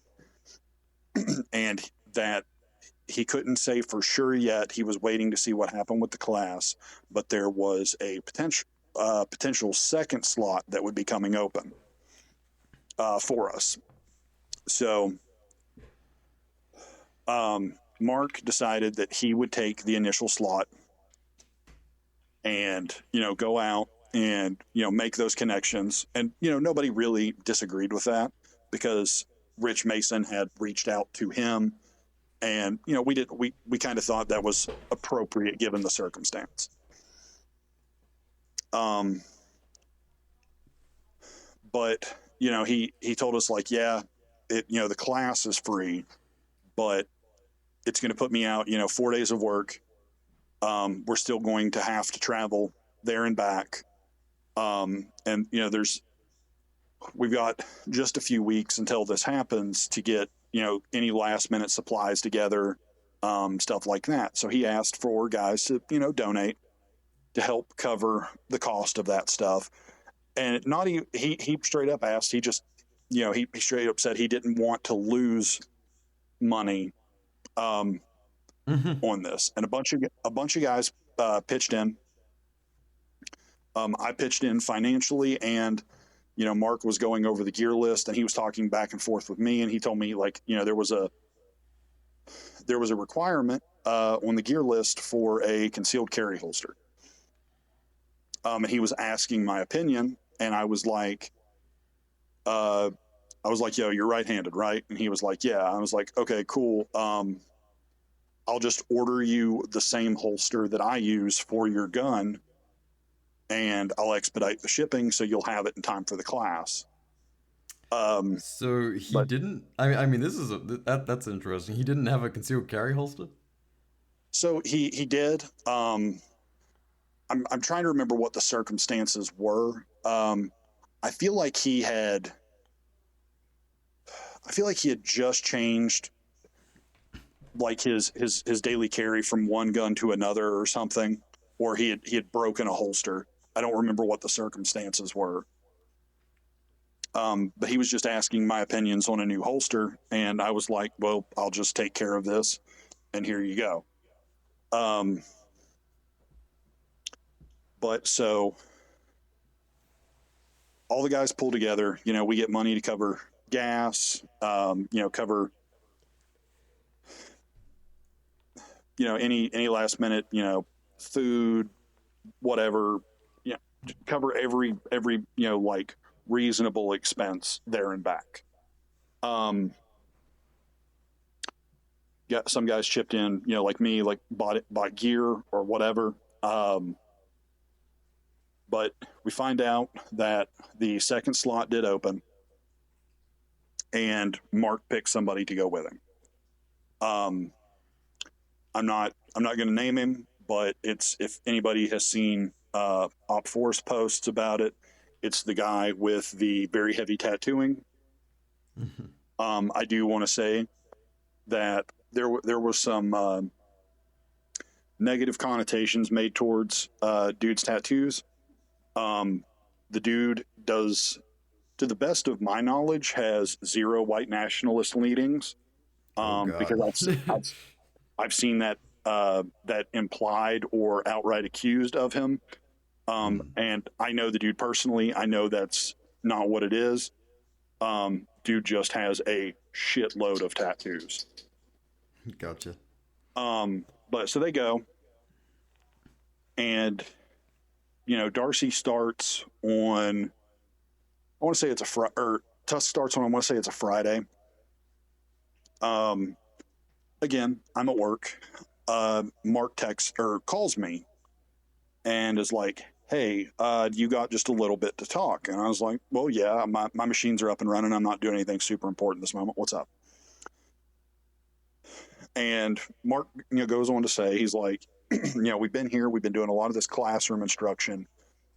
He's like, and so far the only things they've, really done is like, we've done some IMTs, individual movement techniques.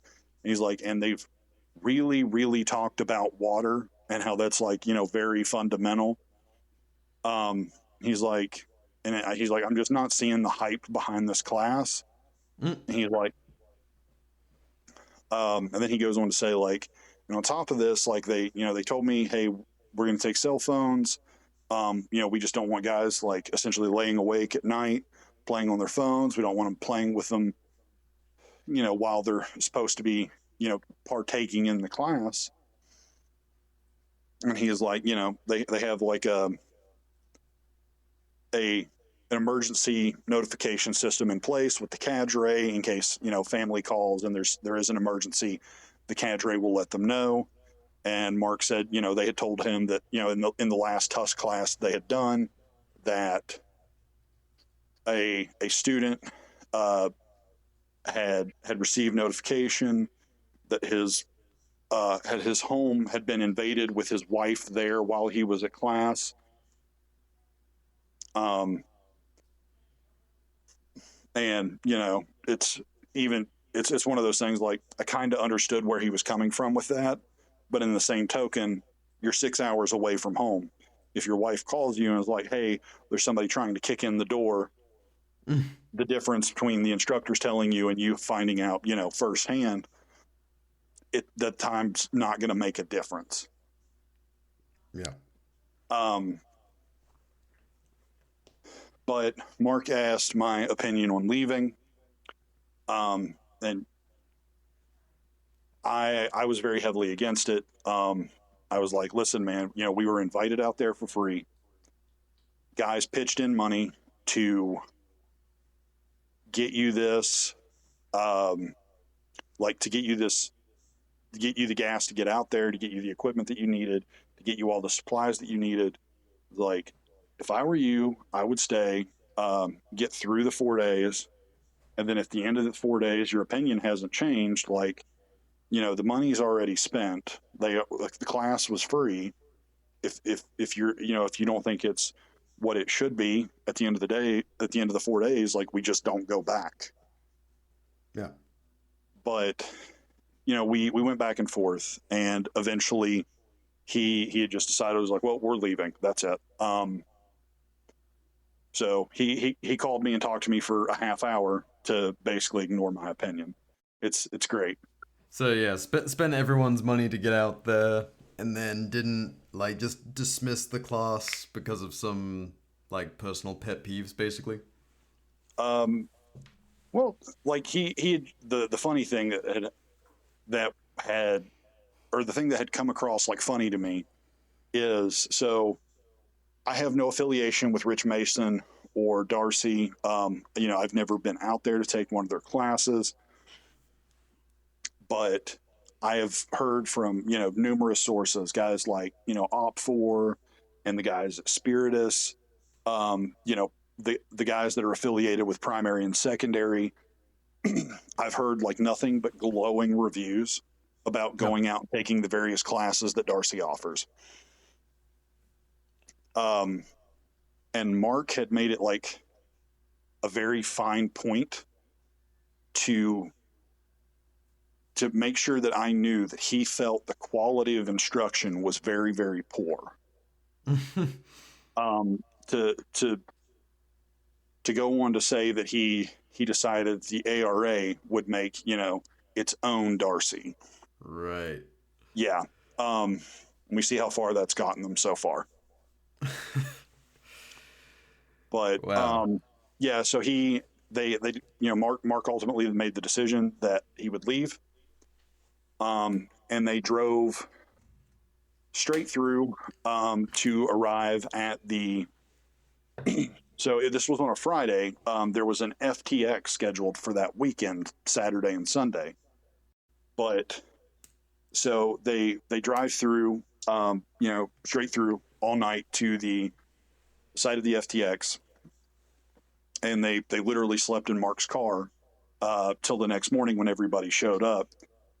And then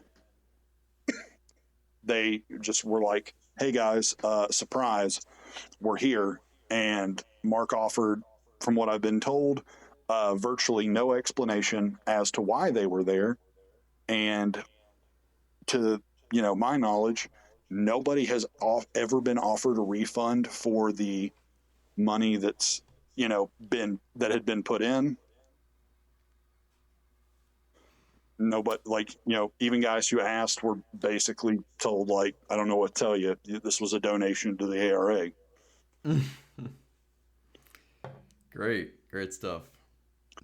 But I will say, like, the ARA has never been transparent with where funding goes, whether it be just, hand-to-hand donations or the guys that, subscribe to the Patreon, or anything like that. There's never been any transparency there at all.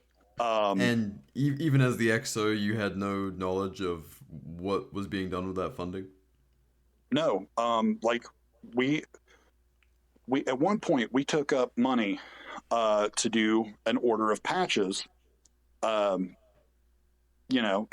we had run out of the original patches that had been made, and we wanted to do a new run of the, I'm sure at this point you've seen it, the big, like, shield patch that Mark always wears on his arm.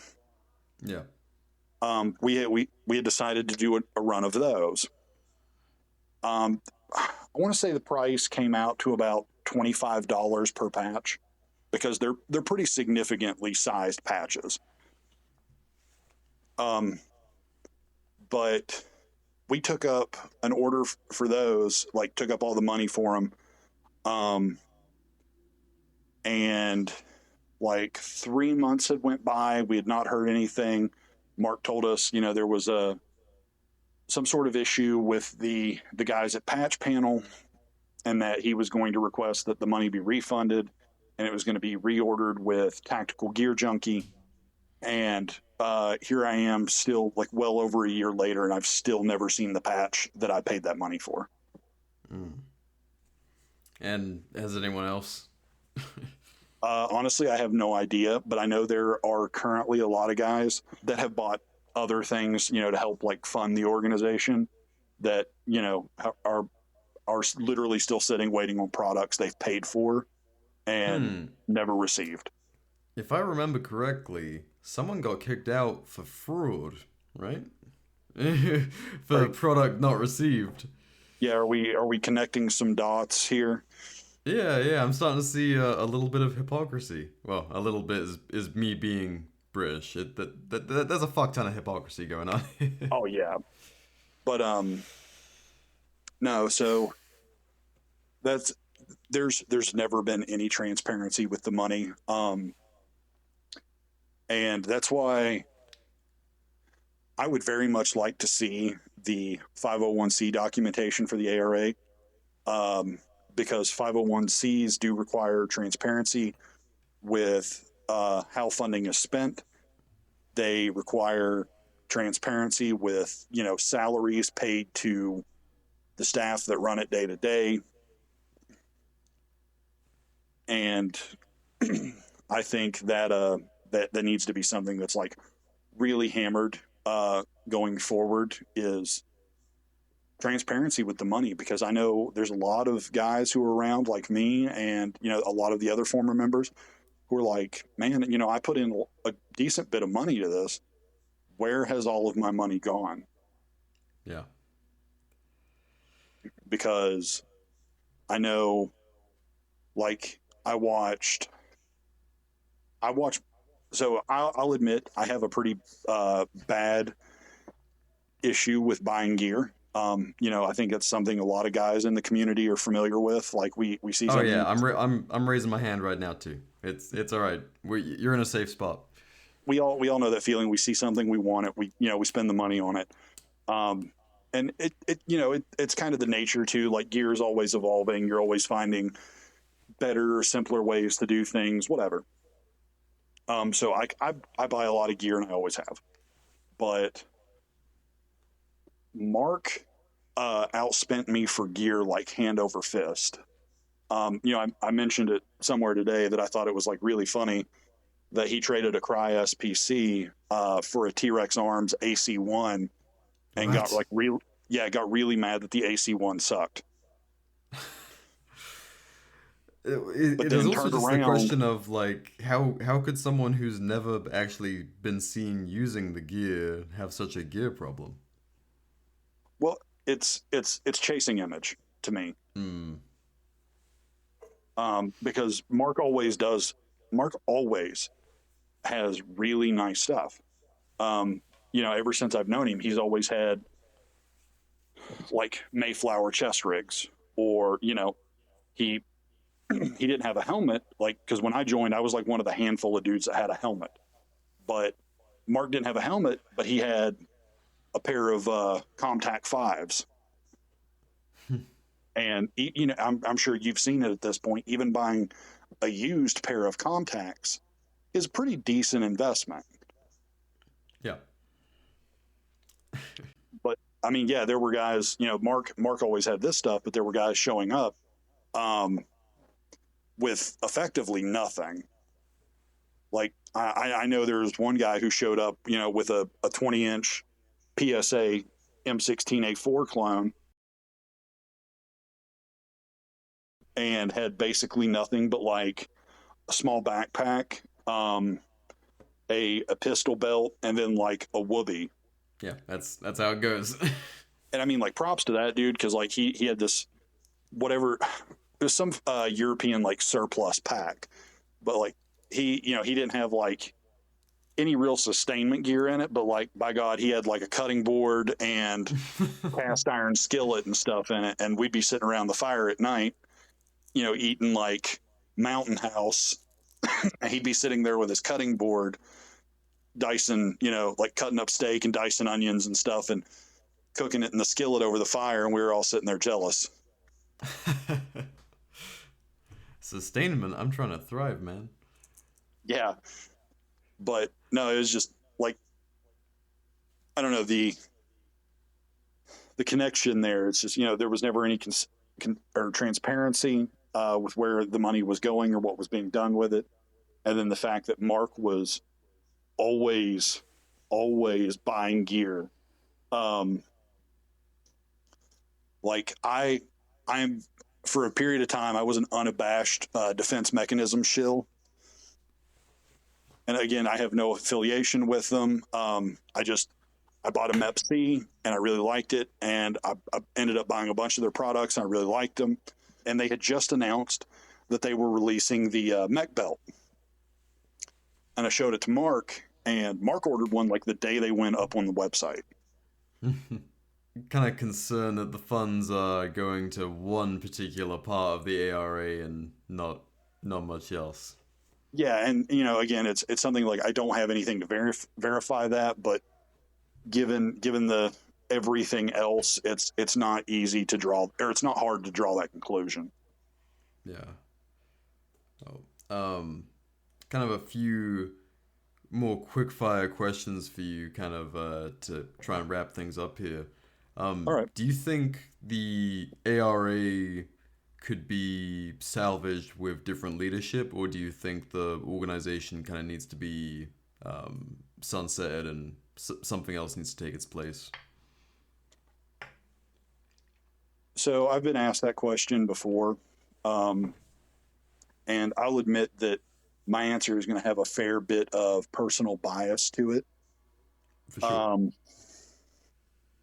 But I think that at this point, the name is tainted, and even if Mark were to step down or be forced out, I think that any new leadership coming in is, before they can even start trying to like rebuild a new image, they're going to have to dig themselves out of the hole that Mark has left them in. And I feel like bringing new leadership into that to try to salvage it is just setting them up to fail. Fair. So on that note, what would you say to people who perhaps are still looking for an organization and are kind of in Appalachia, potentially looking at the Appalachian ranges? Like, what would you say to people who up until kind of the recent man drama going on. What would you say to anyone looking to join the ARA at this point in 2023? I would say do your due diligence, not just into looking in the ARA, but looking around Appalachia, because there's a not insignificant number of groups that have been formed in the wake of the ARA. And I would honestly say to guys that, are looking at the ARA and they don't like what they see, but they're not in the area for some of these other groups that I've mentioned, to honestly, like, you at some point you have to take responsibility and build what you want to be there. Yeah. And I mean, that's the best way to check leadership, is to become leadership rather than potentially fall into the pitfalls of ego. Yeah. Really. I mean, especially like as an inexperienced dude, going into it,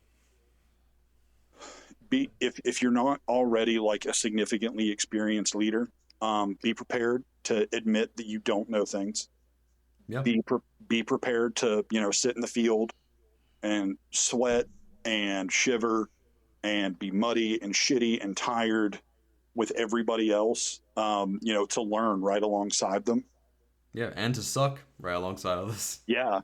And I was going to say, and the biggest thing, man, is just, if as a leader, when you fuck up and you catch yourself, or one of your guys checks you on it, don't be afraid to admit that you fucked up. even as an experienced leader, like, we all make mistakes. We're human. You just have to own it and do better the next go around and move on. Nothing's more impressive than that.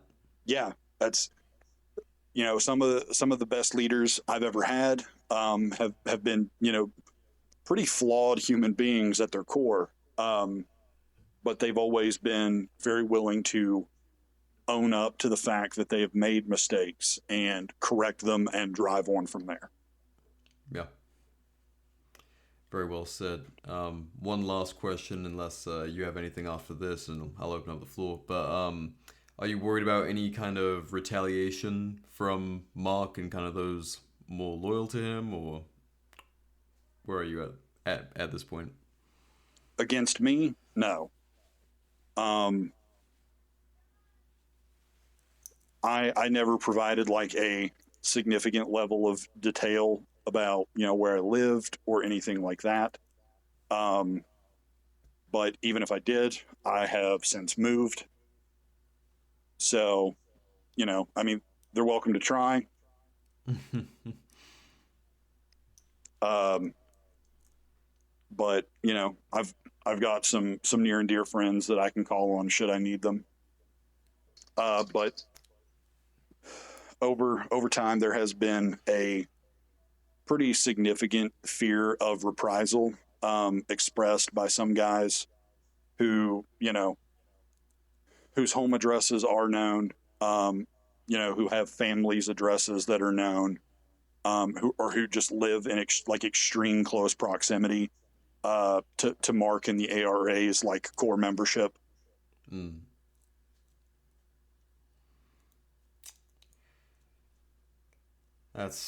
And there is like kind of an uncertainty of sort of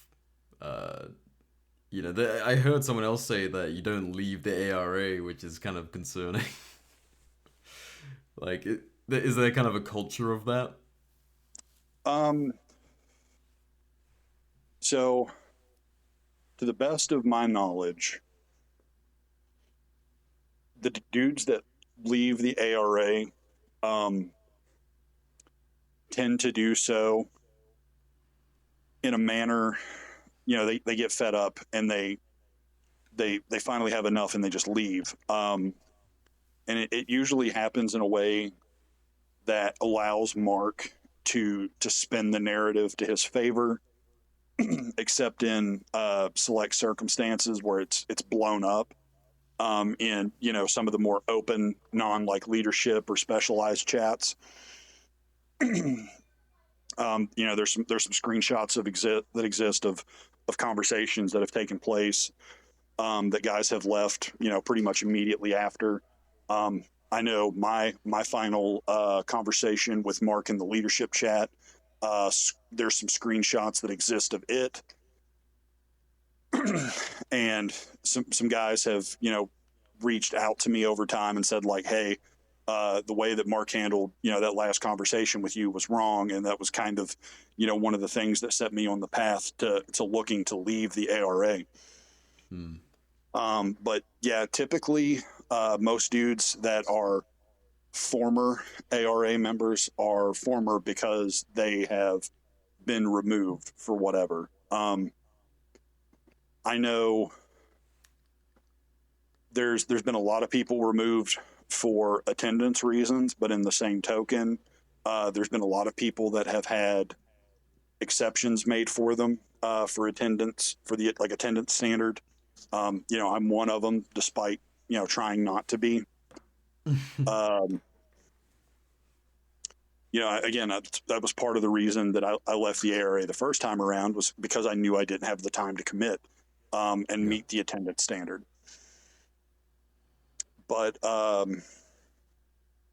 there's guys that just get removed because they argue with Mark. I know, as in my place as the XO, I ended up removing one dude while Mark was out of service over a weekend because the guy was just generally, giving everybody in chat, some like creepy vibes, and nobody kind of liked interacting with him. Yeah, that's a legit, not a good fit. Yeah, I mean, like if guys you haven't met yet are kind of like creeped out about the way you talk over text, like it's probably a pretty good indicator that you may not fit in. Yeah, is what it is. But yeah, that is kind of the standard that guys get removed. I mean, hell, to the best of my knowledge, I'm the only person I know of that's left the ARA twice. Like I left twice, and both times Mark tried to bring me back. I mean, even the second time I left before the blow up that would leave me blacklisted, I was still in some of the chats. I still talked with Mark almost every day. Like a day or two before that whole blow up happened, Mark was texting me at like 1 a.m. asking me, my opinion. He had found a surplus iHips helmet and was asking my opinion about it, and asking what I knew about him. And like I said, that was less than 48 hours before that happened. So a little bit bipolar in kind of dealings with people. Well, I wouldn't even say that. But it was just, I mean, like I said, both times I left, Mark, stayed friendly with me. Mark, actively, continued to seek out like my advice or my opinions on things. I mean, even after I left, the second time, Mark was working on implementing a system he called the Ranger Rating and Proficiency System. And it was basically a system to more formally develop and test the skill level of individuals to figure out kind of, where they were, or, what they needed, like where they needed to start working. Yeah. And even after I left the organization the second time, I was still help writing those documents. A lot of reliance on even people kind of on their way out. Well, I will say that to the best of my knowledge, I was kind of the outlier in that. But that was kind of a way to make my point that despite me being the outlier, leaving twice and remaining friendly, Mark still seemed to rely on me very heavily, and to me, what felt like the thought that he could bring me back into the fold again. Which actually that brought up a thought I did want to touch on, and this is something tied to looking at your leadership and stuff like that. As a leader, if you have subordinate leaders, don't let them find out position or like information about their position that has changed third hand. What I mean by that is, at one point, I was removed from the position of the RSTG XO, and my friend had been removed from the position of the CO of RSTG Gold. And neither of us found this information out directly from Mark. Someone else had texted him, and then he had texted me to let me know. So it's like the rumor mill just to figure out what's going on organizationally. Yes. Like there's no reason that I should be finding out fourth hand that I've been removed from a position that I have occupied for like months at this point. Yeah, your responsibilities have completely changed and you're the last to know. Yeah, literally everybody within RSTG knew before I did. Like my subordinate leaders within RSTG knew before I did. And when I confronted Mark about it, what was it he told me? He's like, I just needed to handle some administrative things, and I frankly just didn't even think about it. Great. So, yeah. Well, with kind of on that note, is there any other sort of, obviously there are a lot of underlying organizational issues and plenty of kind of things we can bring up, but are there any final major points you'd like to make to the audience before we kind of call it on this? Nothing else that I can really think of. I've done my best to kind of lay all my cards on the table and be as plain and as factual about everything that I know and everything that I observed. I could use the opportunity to shill here, but I don't think that's appropriate. So I can't think of anything else that I really need to say or feel needs to be said. Gotcha.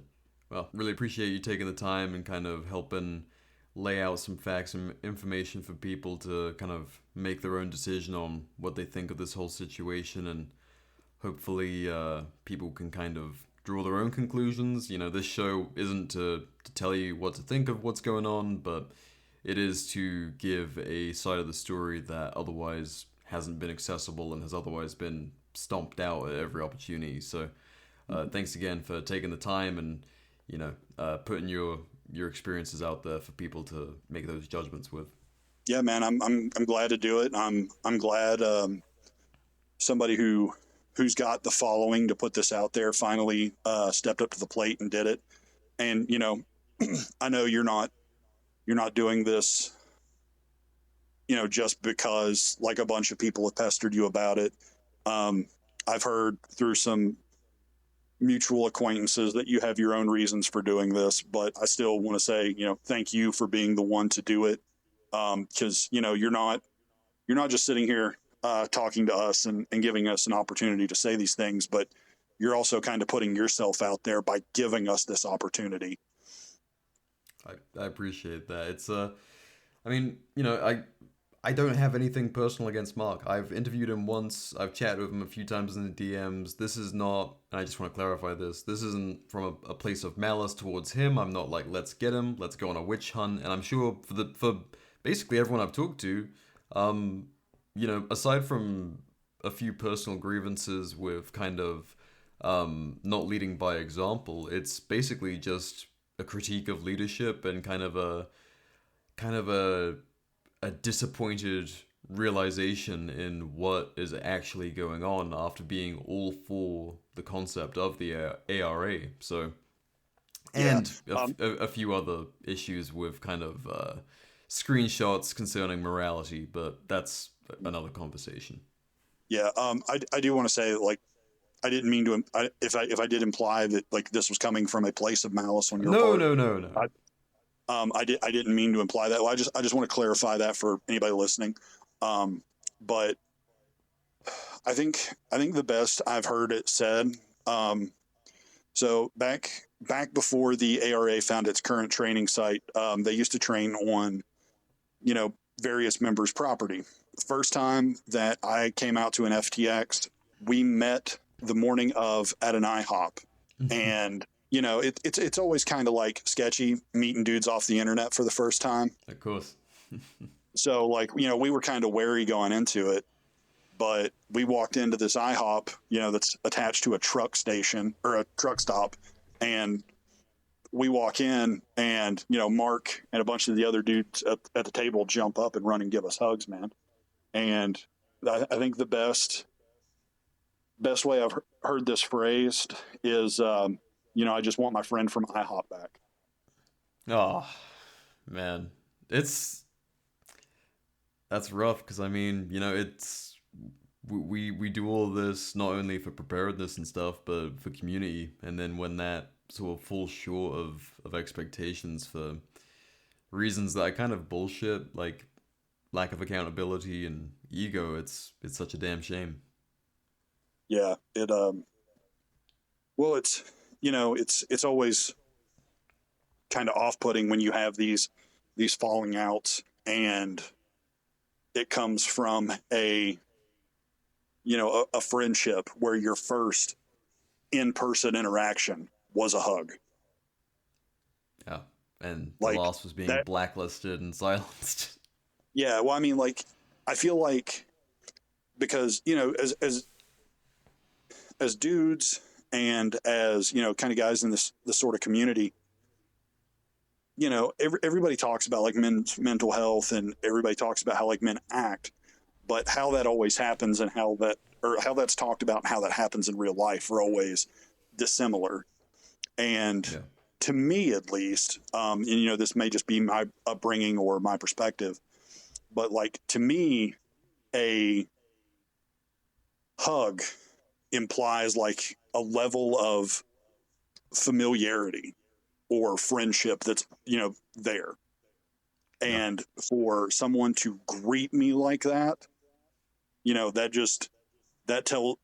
sets the bar for me very high for this friendship going forward. Of course, yeah. It's like you said, familiarity. It's I get you. We're kind of cut from the same cloth to a certain degree, is what you'd expect from that. I mean, it's literally greeting someone with open arms. Yeah. So, but yeah, no, the dude who told me that will be probably very happy I quoted him about it. We just want our friend from IHOP back. Yeah. Well, I really appreciate your time, Alice. Thank you for taking the time to share all this with us, and hopefully it leads to us kind of seeking to do better with these groups going forward. Yeah, that's the goal, man. Ever better. Absolutely. So, but thank you for having me on. I'm sorry this episode had to be made, but hey, I mean, this show, like, we chat shit, we have fun, we talk to all sorts of people, but it's end of the day, it's still, in my mind, the platform of the people for this, everyone in this space. If there's something that needs to be addressed, this is the closest thing we have to a town center for a lot of issues and for a lot of the more real stuff outside of the pretty Instagram and YouTube stuff. So I'm glad we could kind of host this and hopefully help people work through kind of what went wrong here. Alrighty guys, we are here with Volk, interviewee number 5 of former members of the ARA. To kind of give you a little bit of background on him, but you were kind of an originator behind the RSTG Gold team, right? So I was probably, I want to say officially the second person in charge of RSTG Gold, but Gotcha. was probably one of the initial ones that actually started pushing RSTG Gold in the direction that Mark had kind of wanted it.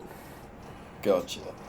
Do you mind explaining? Yeah. Because we've had a few guys on kind of refer to RSTG Gold and in various capacities, and I just kind of wanted to clarify from the horse's mouth what the aim of this particular team was for.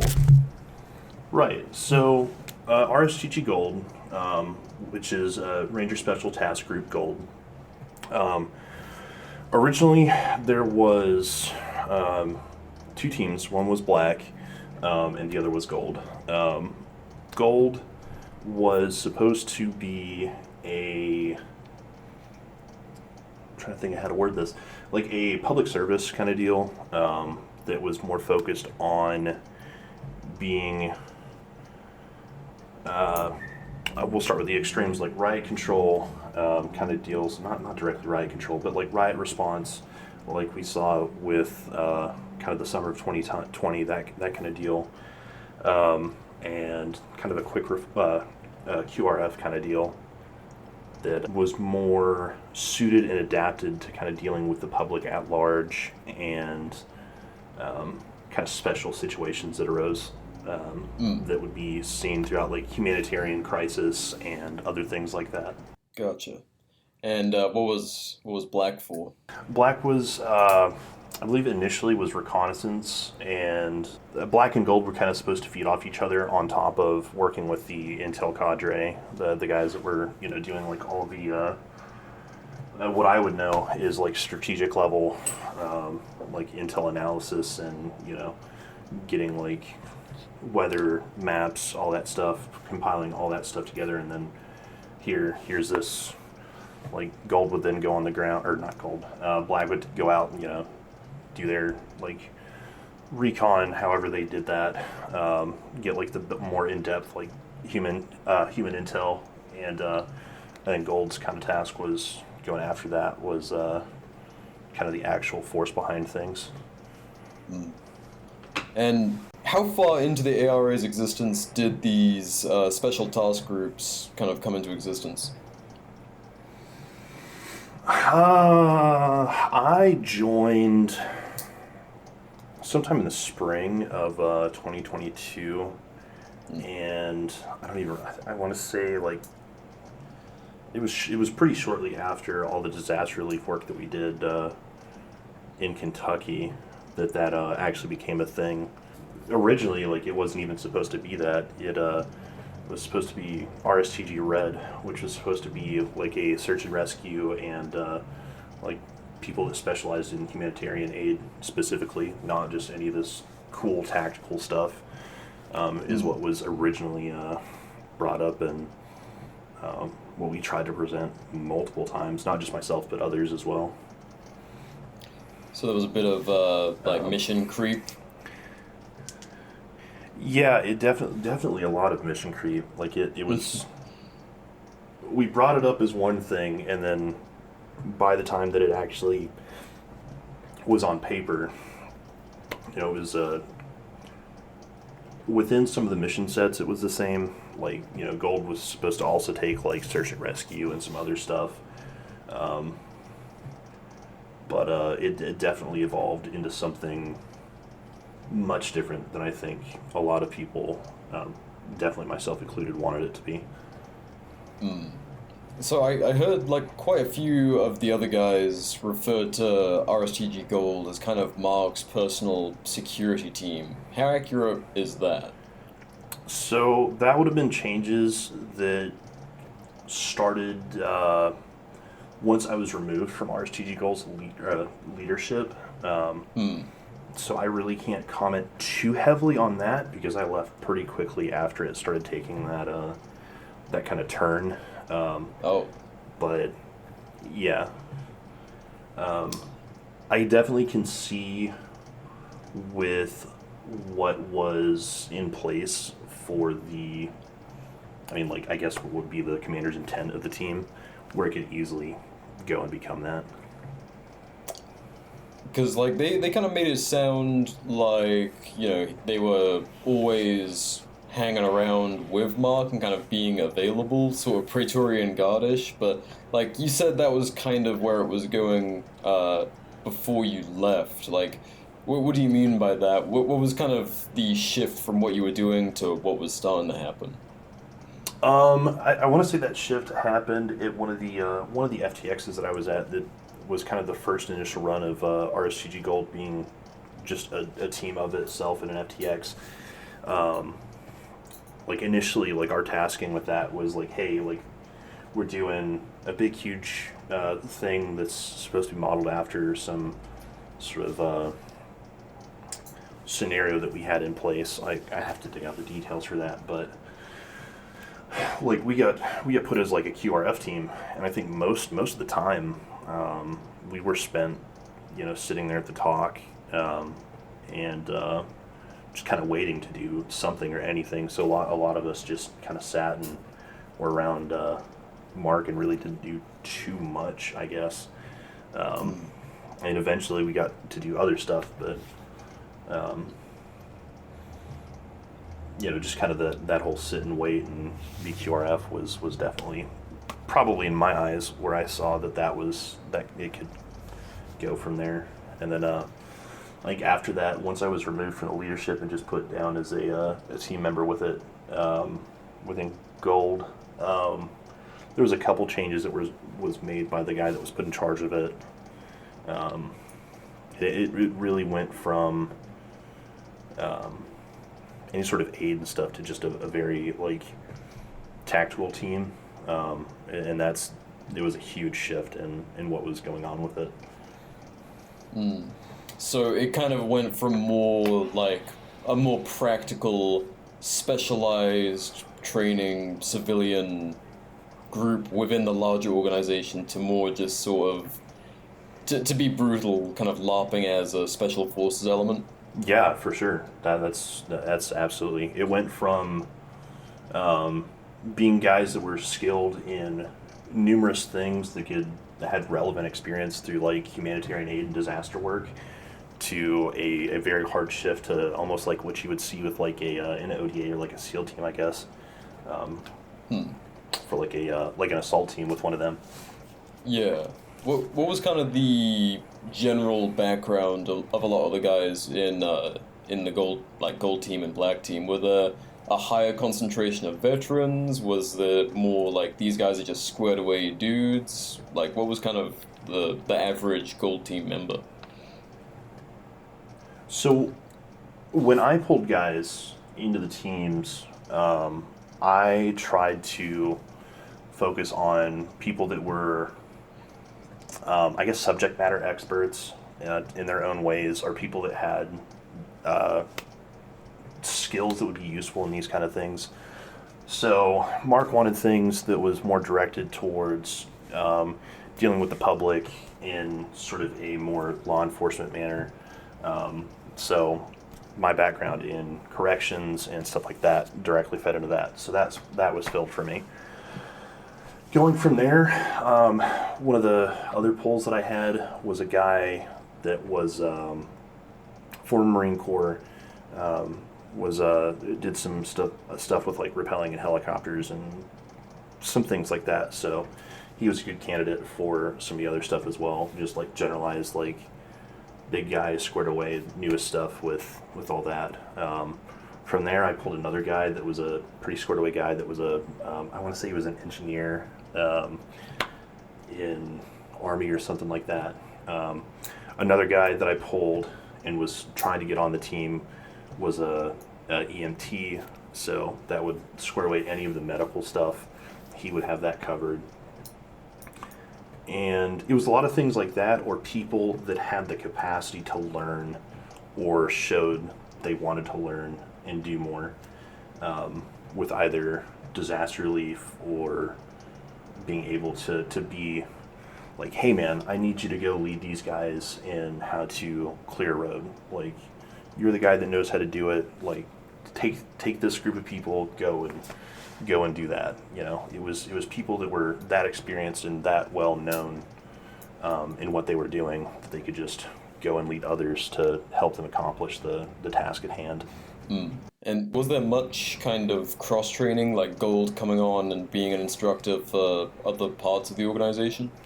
Not at the time that I was in charge. I was trying to get it to that point that it would have gone to that, but I mean, at the time that I was doing things, it was more trying to develop the team dynamic and making sure that guys worked well together. And you know, if we had to work as an independent group, we could do that from the rest of the, I guess it's referred to as like the line guys of the ARA.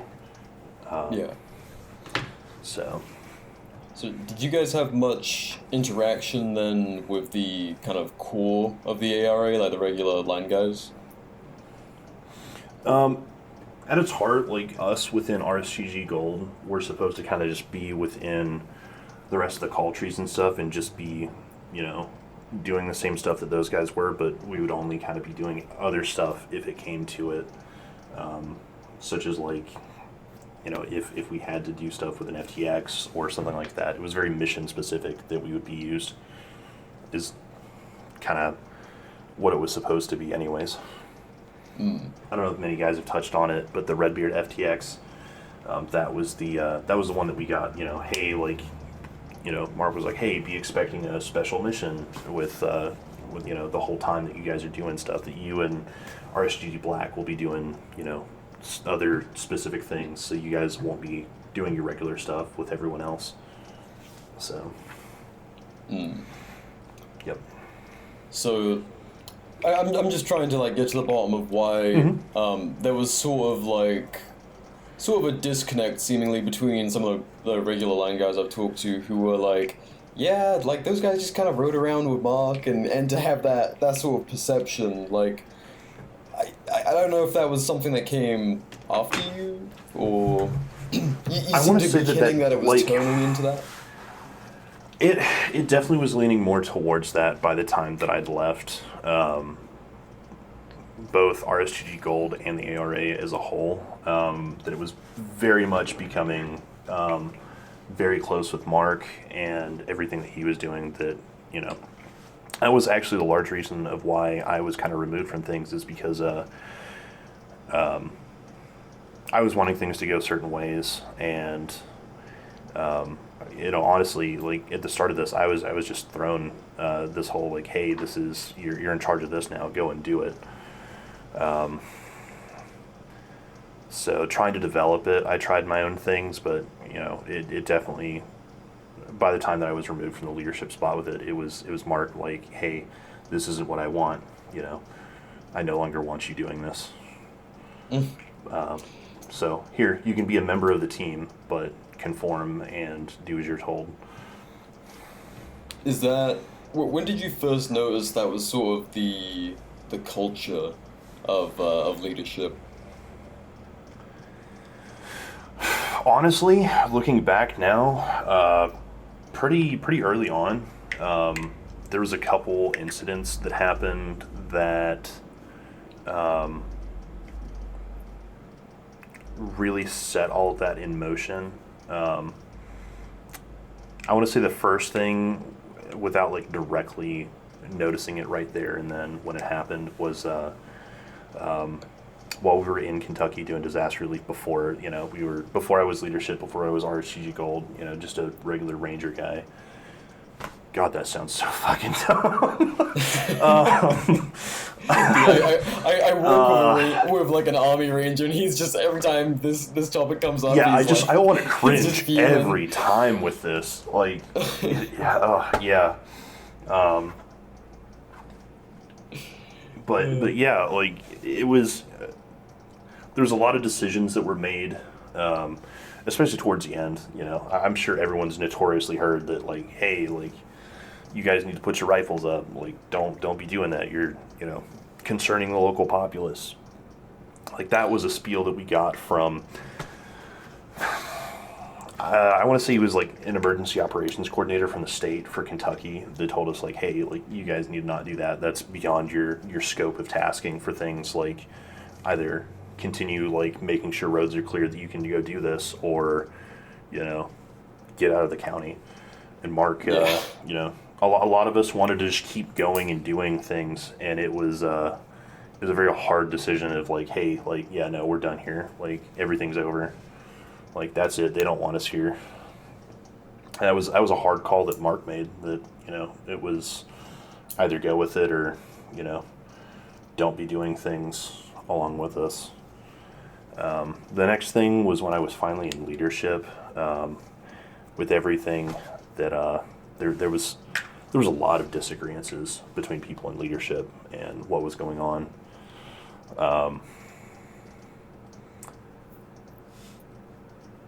Cole definitely went back and forth with a lot of things with Mark, Dell, another guy. You know, he was one of the original Call Tree leaders. He was there since the time that I was in. Both Cole and Dell were, and they, like, Dell eventually got kicked out because of disagreements with Mark. And looking back at the points that Dell made, like, it's like, damn, like, yeah, Mark is kind of just do as I, you know, he wanted yes men, and to just, you know, do as he wanted, and, you know, if you weren't about it, then, oh, you're not a team player, then you don't belong here. Here's the door. Bye. That seems to be the verdict that was given all the time was, well, Yeah. you know where the door is. Is that kind of like a markism? Here's the door, you know. Oh yeah, here's the door. Here's the door. You can see yourself out. You know, police yourself. What other markisms? You ain't got that dog in you. Oh really? What? That, yeah, like people that leave, like, oh yeah, they ain't got that dog in them, you know. Fuck. So, yeah. amongst other leadership, like, was there a pretty high rate of turnover? Because, like, I mean, you're a militiaman. I said this to one of the other guys. Like, the culture of independence, individuality, being a free thinker. Like, these are all things that leaders should have. So, if you want yes men from your leaders, you're just looking for bad leaders, which would piss anyone off who has that skill set. So, was it a pretty high turnover? Very. I saw numerous Call Tree leaders for every place and spot. There was a couple guys that stayed for a large portion of the time that I was still there. But even then, like, you know, once I left, I was still talking to them. I was like, oh yeah, I'm no longer, like, you know, the Call Tree leader for the ARA, and this, and this happened, and it's like, oh, yeah, of course, like, yep, you didn't do what Mark said. All right, yep, no longer in leadership. Yeah, okay. Yeah, it's actually, like, the entire reason that I got rolled out of my stuff. Like I said, like, I didn't conform to the things that Mark wanted out of the team in the direction that he wanted it to go. And then he just, like, I kept trying to talk to him about it, and I got refused to be talked to when I left the team. He was like, oh yeah, we'll talk, you know, and I was like, hey man, like, ready to call and talk, like, we're texting back and forth. Nothing, not a word. Like, once he was actually confronted about things, he never really wanted to talk or, like, have things still exist after those things happen. Like, chats would get cleared. People would get muted. I know that there was a couple guys that spent a very long time muted in the chat, or just kind of weren't welcome to openly talk shit in the chat about anything, or openly would talk shit in the chat and got reprimanded pretty harshly for that. Anytime you turn around, this person's saying something like, Mark, you shouldn't be doing that. And next thing you know, like, either they're out of the ARA or, you know, like, oh, you know, chats are being deleted. So, like, it's hard to confront these kind of things when, you know, someone can fight all these things from behind a screen and just delete and block and mute and all the rest of it. But when you were at FTXs and seeing as RCG Gold hung around with Mark seemingly a fair bit, was there any kind of confrontations that happened at FTXs trying to address this culture?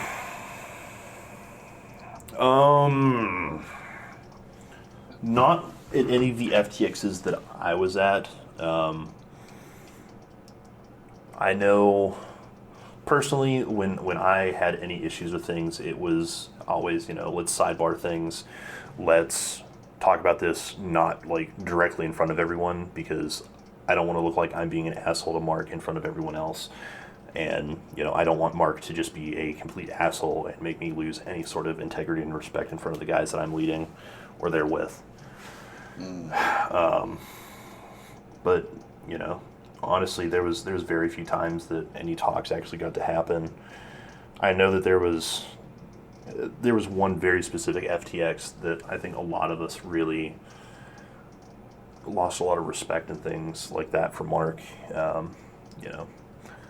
I don't personally know the circumstances that went on with him, so I'm not going to fault him for that. But there was a FTX that we were at. It was like June of 2022, July, something like that. It rained really bad that first day that we were out, and this is a 2.5 day FTX. Dudes were there that night, or Friday night, and or not Friday night, Saturday. So it rained then, and then by the end of the day, Mark had got oh hey, I gotta go home. He lived not too very far from where we were doing those specific FTXs. It's all right, cool, man. Go home, deal with what you need to. We'll see you back here in just a little bit. And just move all your stuff. Honestly, I don't remember if he had made the call for us to move stuff up the hill, or if we did. We moved up this huge hill, and trucks got stuck. We were all in the mud. We were, still raining intermittently throughout the evening. And then, dudes were so exhausted by the time that we got everything set back up on the top of the hill. We did a little medical thing, and then, it pissed the rain on us when we finally got down to sleep. Mind you, that first night, he stayed under, this canopy tent with, all the vehicles and stuff, and so he was nice and dry. My tent that first night completely, waterlogged. I was in a swimming pool by the time I woke up. So, yeah. And then that second night, he wasn't there. And I think a lot of us hold that against him, that we were out there together with everybody, and he just kind of jumped ship, or at least what it seemed to us, jumped ship with very little, if any, explanation of that. So, and there was never anything that was brought up, or any real explanation as to what all actually went on with him, that he couldn't be out with us doing the same thing we were, even though he's the one that was supposed to be running the whole show. So yeah, that seems to be a pretty common thing that's come up, is no one really saw Mark, who put together a whole paramilitary training organization, doing any sort of paramilitary training apart from the nice cozy officer stuff that guys got fragged for in Vietnam.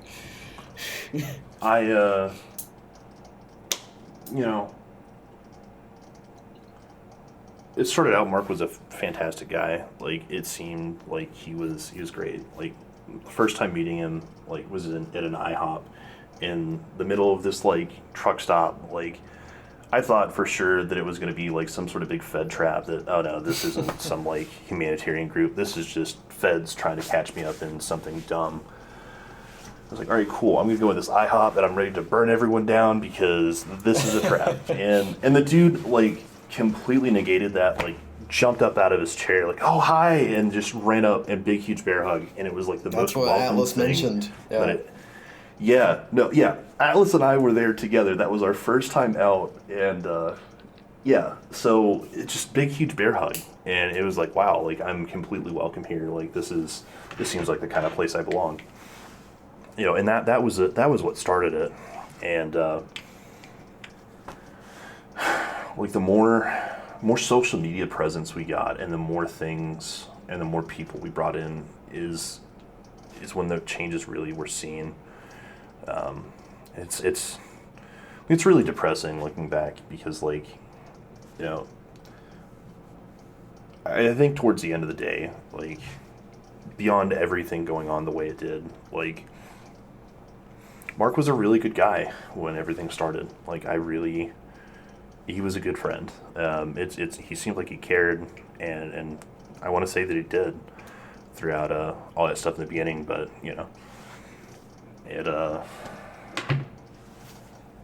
it really changed from what it was.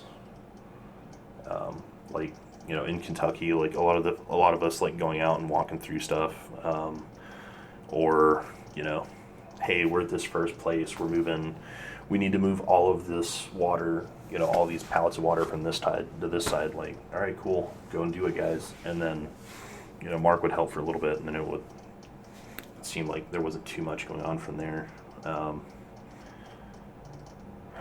The same thing at like a lot of the FTXs, like the Redbeards one specifically. You know, hey, RSG Gold, I need you and your guys to go set up an OP here. Like, all right, cool. This is our plan. This is what we're doing. We're gonna climb a fucking hill, and we climbed a massive hill, and like 4 of us, like full kit, ruck, rifles, helmet, like full 9 yards, climbing up this hill, and it is like steep, it's shitty, and you know, we suffered through it. We had a great time. Like, a lot of us that were out there and did that are like, really like, yeah, we fucking did that, like, fuck you. But like, all of us were going out and doing stuff, and Mark's just like sitting there in the talk, just not doing anything.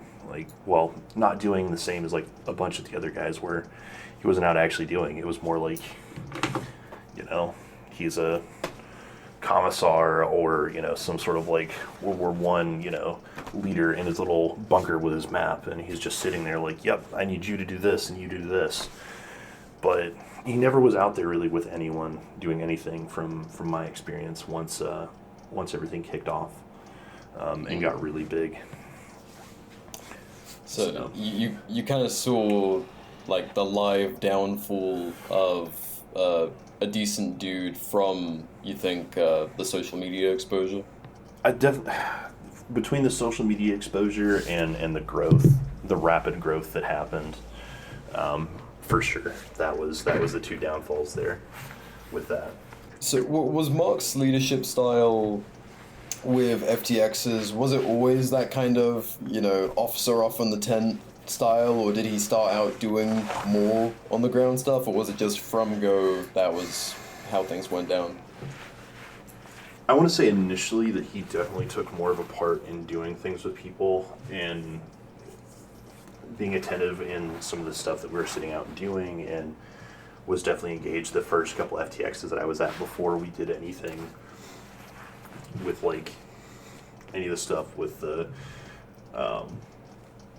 disaster relief thing that we did, and any of the other FTXs once that social media presence hit. He was definitely with everyone doing stuff, as far as I can remember, you know.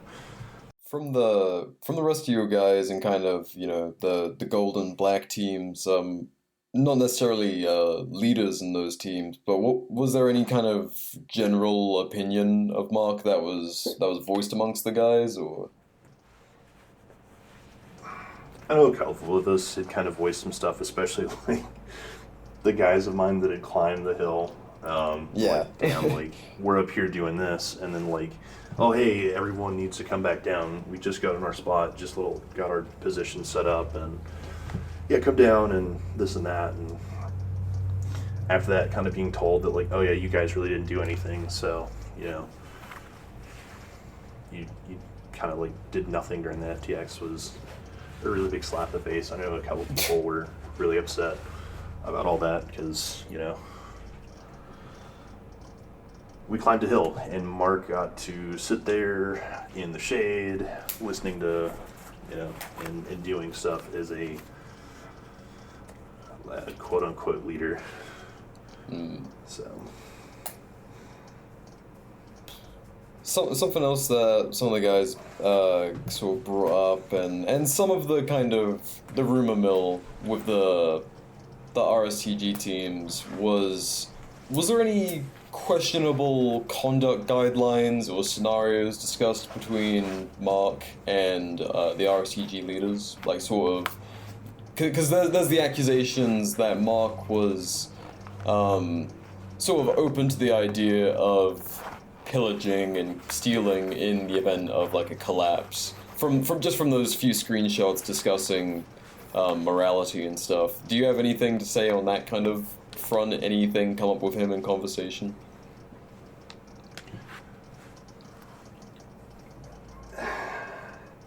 Yeah. I'm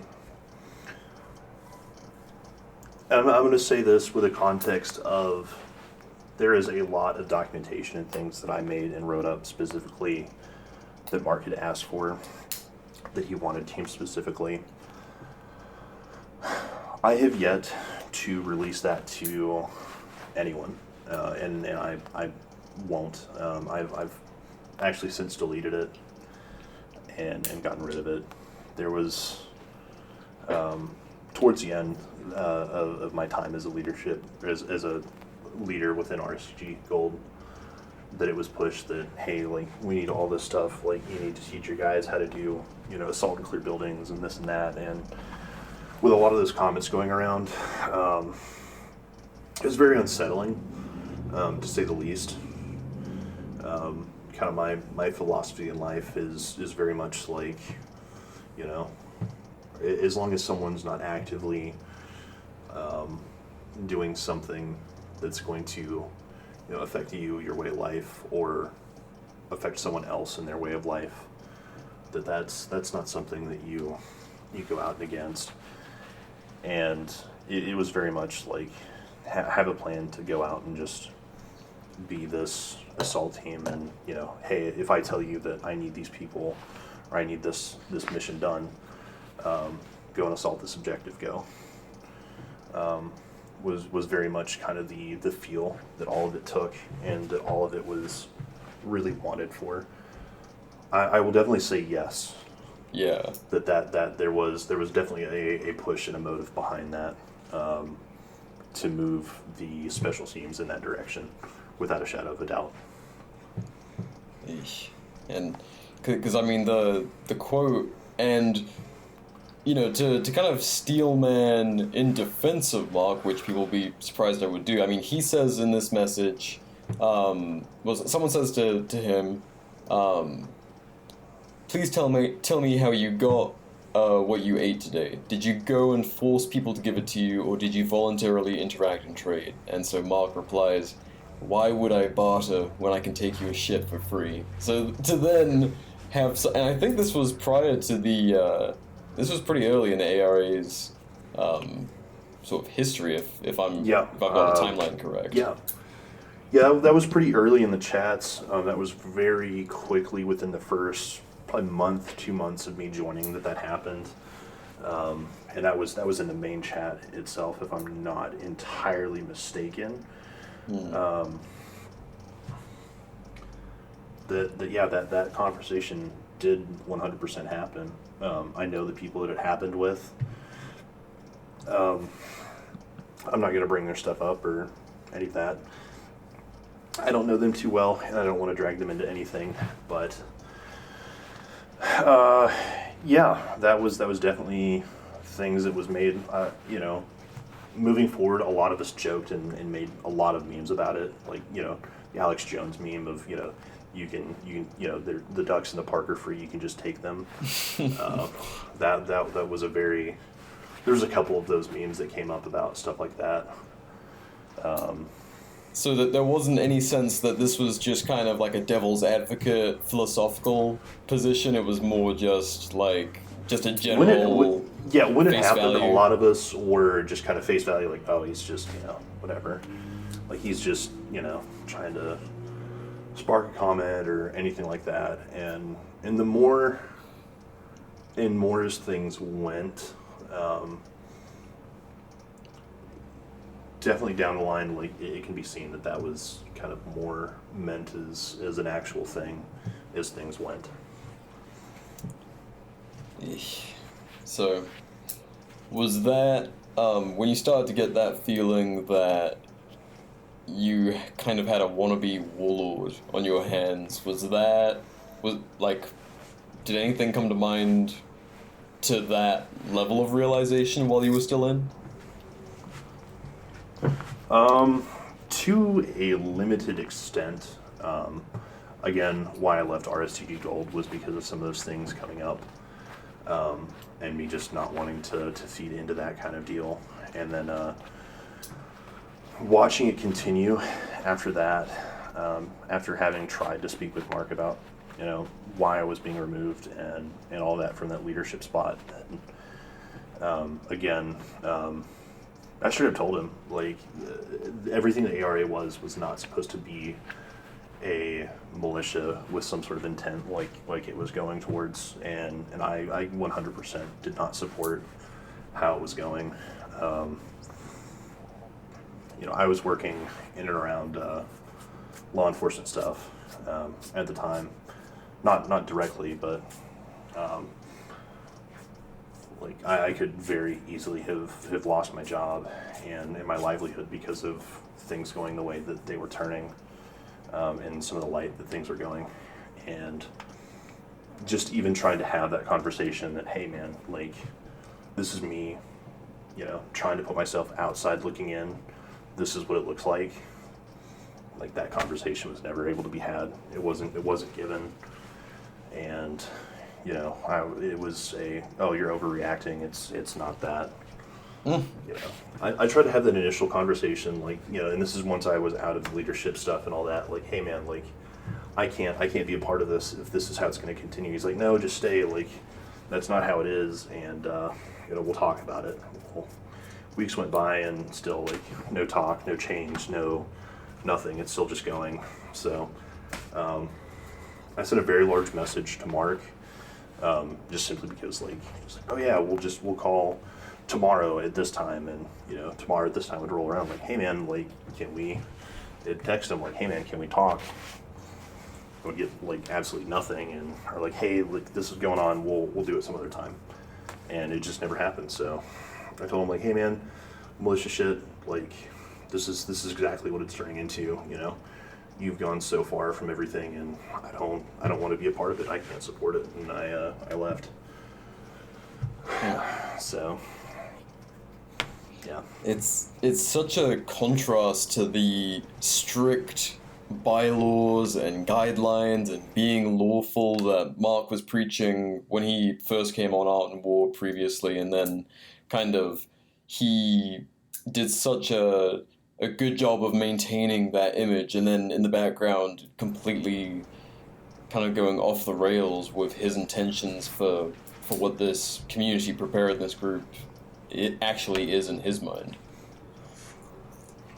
Yeah, it's actually funny that you bring that up, because I know that a lot of us that were in the ARA when that podcast happened listened to it and were wow, it's great that Mark's portraying a lot of this stuff, but then you've got me and the other leader of the other special team and some of the other stuff. There's a lot of the shit that we're doing and trying to make doctrine and train for that when everything collapses and everything's gone to shit, okay, to an extent, we get it. But other than that, there was a lot of things that was in a lot of those talks that was, I feel Mark, some of this isn't holding up so true. Yeah. But, at the same time, it was still, something that we were all active and a part of and wanted to try to do and make it better. So, a lot of us kept going along with things and doing as we felt like we should at the time. So, yeah. Some people are more outspoken than others, but it, yeah. Well, what I got from one of the guys previously was kind of the very NCO mentality of well, this sucks, but I'm gonna stay in and do it for the boys. Was there a lot of that with as your feelings as a leader in the ARA too? Oh, absolutely. There's numerous times that, Again, perfect example, Redbeard FTX. Hey, I need you guys to go up, set this OP. So me as a leader, like, okay, I need to go up and need to make sure this is done right. So I'm going to go do this. And, because I as a leader need to show that I'm going to do this with my guys during an FTX so that when it comes to it, it's not just, oh, hey, you're doing this because, and you're having these guys do it because it sucks and you don't want to do it. No, I wanted to do it just as much as everybody else did because I didn't want dudes to just suffer. Like, I specifically packed a lot of things. I've gotten shit for, like, all of this a bunch of times. Like, I'd pack things out to FTXs like coffee and M&Ms and shit like that just to be, like, morale boosters and just hand out to people like, hey, man, like, just small, simple shit that I could do to just take care of people. Yeah. And just make sure like, everyone was out having a good time.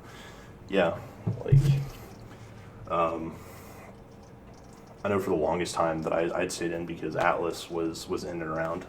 Like I told you before, like, dude is probably by far, like, an absolute just best friend that I've ever had throughout anything. And I stayed around it and I actually joined because of him. And even after that, like, there was a lot of guys that I still, talk to and hang around with that I'm still really good friends with throughout the ARA that was, I'm going to stay and do stuff because they're doing it. And, like, it just sucks when dudes have to do this shit alone. So, the previous interviews were prior to, I guess, the ARA falling apart, but, what kind of did all of that look like on your end? Because, I mean, since part one of this, the chats are no longer there, to my knowledge. The website is down, and the social media page is gone. Like, did you guys, when stuff started coming out, people started speaking up about Mark and this whole Operation Spotlight thing? What were things looking like within the organization? Do you know? I have no idea. I wasn't a part of the organization, and Yeah. I probably haven't been since, like, I don't know. It was like December or January of this year. Okay, gotcha. Did you know anyone that was still in? It's been a minute since I've been out. I really didn't. Like, everyone that I knew was already out, and Damn. yeah. So and we'd already, like, started on other things, and taking those experiences and learning and growing from it and doing things in what we kind of felt was a right way of doing things, as compared to what we experienced and saw, because we wanted to still be good and do good in our communities, but what was done, we didn't want that repeated, so Yeah. we did it ourselves. I know that when everything started initially, it was a lot of just kind of fuck Mark, fuck this is dumb, like, all of that, but it definitely, once we got in the right direction, with things of how, like, the realization of, like, oh, like, it was more than just a handful of us that had this go on and all of that, and, once everyone started really looking back and, like, kind of evaluating how everything went, it was like, oh, this is not good. It really, like, once we started getting people together with things and kind of getting a few of the stories together, that was like, wow, this, something needs to be done. So I know that for a lot of things that I've not spoken outward on things. I've kind of kept to myself on a lot because, like I said before, like, I truly want that friend of mine that was there at that first meeting with him at that IHOP, big, huge hug, the dude that was just super welcoming and friendly and just, super quirky, and, like, I just want friends. Like, I want that guy back. And the things that have happened between then and now, it definitely hurts. I think a lot of us just wanted that cycle of things going the way that it was, just to be over with, and to not, personally, I didn't want dudes led into situations that they were going to get hurt, harmed, or otherwise, through either me teaching them wrong through things with RSTG Gold or other leadership pushing them in direction that went in very negative ways, or to get wrapped up in some other very horrendous things that could have happened. So yeah. So I mean, I guess on that note, do you think it's redeemable, kind of Mark's actions? Like, would you ever go out and get a beer with a guy ever again, or is it kind of just don't want anything to do with him? I'm very conflicted on that answer, to be honest. Yeah. On one hand, like, one day I would love for things to be moved past and for amends to be made, but at the same time, like right now, there was so much that was told and said. I mean, you know, there was numerous times that it was said, like, oh yeah, it was law enforcement in this area and all that. When we come to do, you know, the FOIA request, Freedom of Information request, come from those departments, and you know, even the states, for the state certification of that, like, nothing exists. You know, I work corrections in 2 different states. Like, you can look me up on that, and I have my certifications that I was active in working there. You know, I have family that's been law enforcement here and there. Like, it's not hard for you to, you know, see and know that that's actually what it is. And then when we actually looked, like, you can't find that. Like, that really killed a lot of things for me, because that was one of the things that Mark and I kind of bonded over, was that kind of shared experience and stuff like that. And now I you know, it's hard to trust on some of those things, and even moving past that to some of the things that went on with some of the other aspects of the organization. It's really detrimented and hurt anything that I've at this moment would reach out and really want anything like that. Like, I'm gonna be honest, like, I did try to talk with him for a little bit, and like, I know that a lot of people were lambasting him and stuff, and I was just like, man, like, I hate that all this shit's going on, but, you know, at the same time, you know, I didn't openly tell him. I'm sure he knows now, but I'm very upset with how things have gone and went. So maybe in the future, but probably nothing whatsoever soon. Yeah, I mean, it's pretty hard to move past lying about a whole aspect of your life for seemingly no reason at all. Like, it's completely fine to just be a prepared civilian, dude. Like, you don't need to justify your interest in caring about your community and being prepared. But it's such a wild, borderline sociopathic thing to do, to lie, like, so intently and publicly. Yeah, and it's like, you know, it hurts to have someone to have it like this. Like, it really does.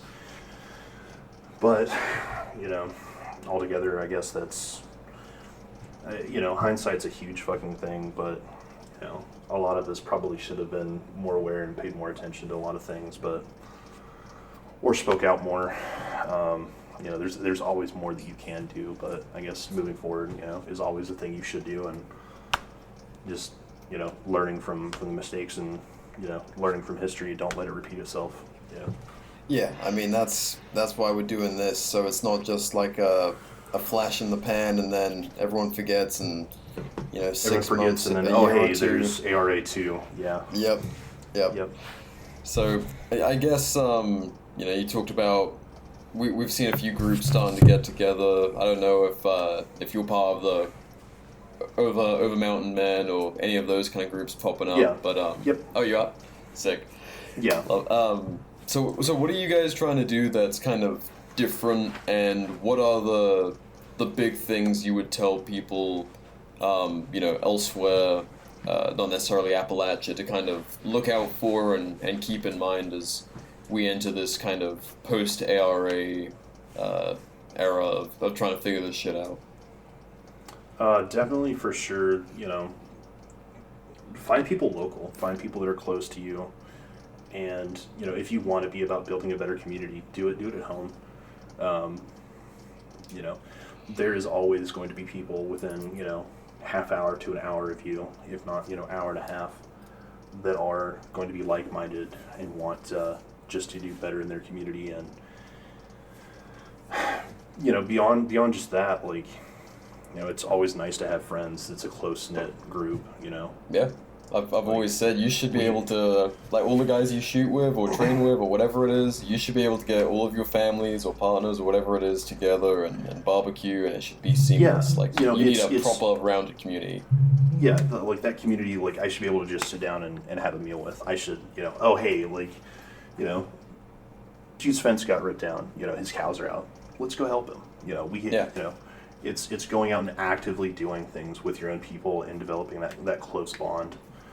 But at the same time, like, the larger things as a whole, like, I have friends elsewhere that I've made through the ARA that's like, if they needed something, like, at a drop of a hat, yeah, I'd go help. And that's where a lot of the things kind of have stemmed from and gone to, is just, it's all mutual assistance, it's all community focused. It's very far from the, like, militia and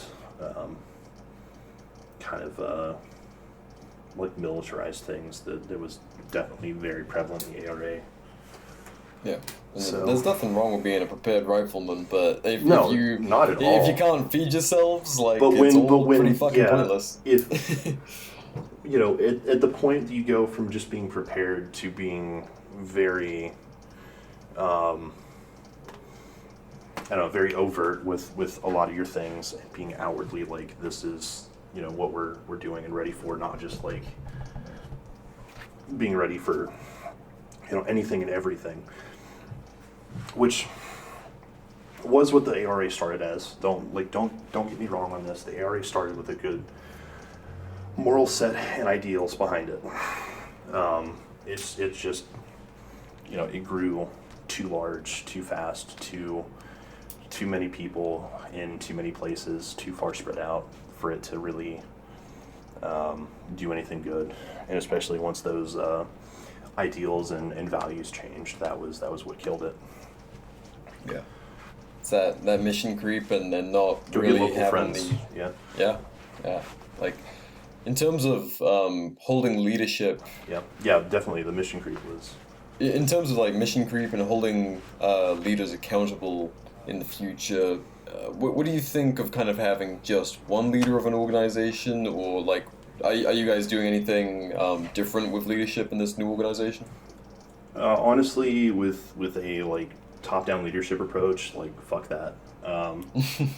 Within your community group, like, everyone gets a say. Like, there should be no point in time that everyone doesn't have a say in something, especially with these, like, tight-knit groups. Like, it should always be people should be able to voice their opinions and all that, because, things like that can bring up safety issues and other things that need to be considered in all aspects of things that, you as an individual leader wouldn't consider.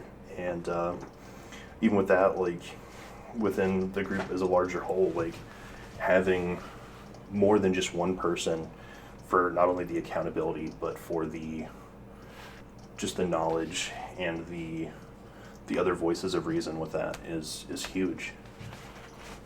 Yeah, like, no one's gonna tell a neighbor because I said so, or at least no rational person in a tight-knit community.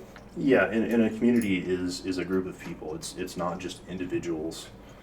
So, you can't be an individual in a community doing everything. So, yeah, absolutely. Yeah. So, I guess one thing I've asked everyone, and I figure I'll ask it of you, even though the ARA is kind of dissolved seemingly. But are you worried about any kind of retaliation from Mark or anyone kind of in his circle?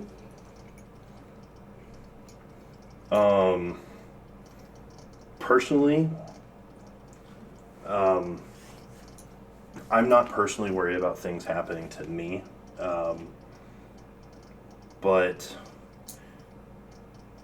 and that's coming from a mindset and a life of experience of, you know, I don't have that care. I don't have family. I don't have things like that. Like I've switched locations of where I'm at, and I have not, I don't think I've openly put myself in a position that I would see any sort of retaliation like that, but I can definitely see that there is always a potential for, in some way, shape, or form, of something happening. You know, be it as simple as, like, you know, getting unwanted, you know, letters or text or stuff like that, all the way to, you know, extremes of, you know, dudes getting, you know, doxed in our modern age of, you know, hey, like, screenshots, text messages, stuff like that, or, you know, just people saying or doing stuff, and, you know, now someone has lost their job, or now someone has all sorts of things happening.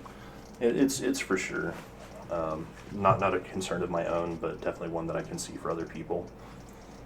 You think it's in Mark's character to use any of the ARA gathered information for those purposes, kind of in the wake of all these people coming out?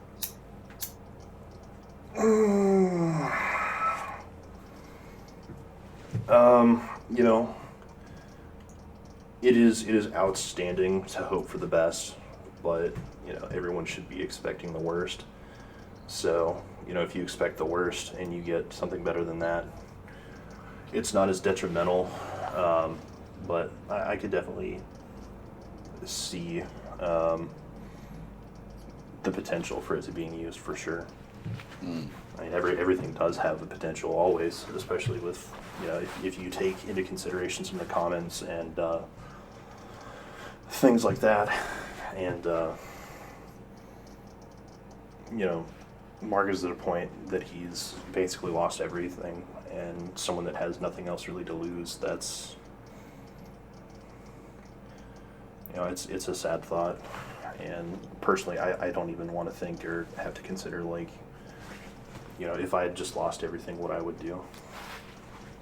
Yeah. And just out of being upset or anything like that, just emotional in the moment, so. Gotcha. Well, kind of on that note, is there anything else you'd like to share with the listeners and kind of anyone who's wondering, you know, kind of what this whole saga was about? Anyone in this space, you know, floors or wheels, if you got anything to share, man. Yeah, definitely kind of closing notes with my own stuff and my own lessons learned kind of deal is, you know, be a proactive leader, you know, and go out and do things with people if you're going to be a leader. And, you know, if you're going to have a community, if you're going to build up that stuff, definitely build those tight-knit bonds. Don't go out of your way to go and do it.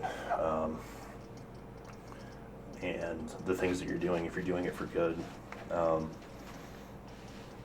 do it. Don't let people just kind of tell you what you can and can't do. You know, unless legally, you know, you can't do it. Don't illegally do things, obviously. But, you know, be prepared for things, you know, being in that state of readiness to you know, deal with your own things or to help other people with things is always a benefit and something that, you know, we need and that a lot of people have lost and not had for quite some time anymore. And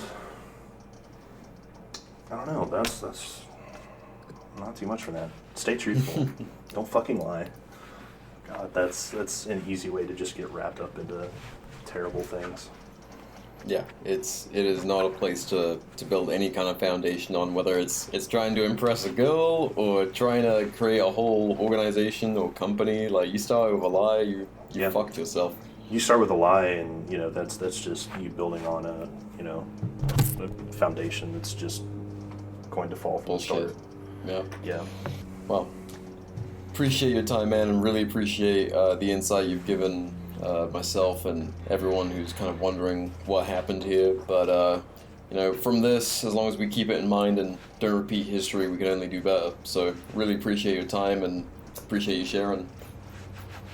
Yeah, absolutely. Like any time for sure with any of this. Like, I'd much rather the truth be out about any of this and than rumors to go and persist. Absolutely. Yeah, that's why we did it, and just kind of addressing this stuff while it's alive and before the dust is settled, so we don't have rumors running around rampant. We actually have, an inside perspective on what went down, because there was only one public perspective aside from Nate and his meme page prior to this. So yeah. That was an interesting time. But yeah. All right. Well, once again, thank you, man. I don't know if you have a page you want to shout out, go for it. If you just want to be just Volk and nothing else, we can get out of here. Let's see. Like, I've got my Instagram. It's Unspoken Honor. I never do shit on it. Yeah, that's about it. Fair enough. All right. Well, thank you guys for listening. Thank you, Volk, again. And I'll probably have some closing comments. That's it, folks. Thanks once again to all of our former ARA guests for their perspectives, and thank you to all of our listeners. This was different from our usual show because we dislike the negativity that can come with calling people out and the associated man drama bullshit of these situations. However, it's critical that we self-police in order to prevent tinpot tyrants and wannabe warlords cropping up amongst ourselves. Ask real questions of self-professed leaders, always inquire as to why people do things, and question authority at every turn. If you're new to Art and War, and only gave us a listen to tune into the latest community drama, I'd like to ask you to consider following the show on whatever you're listening to us on, and stay tuned for more positive messages for the wider gun and liberty culture.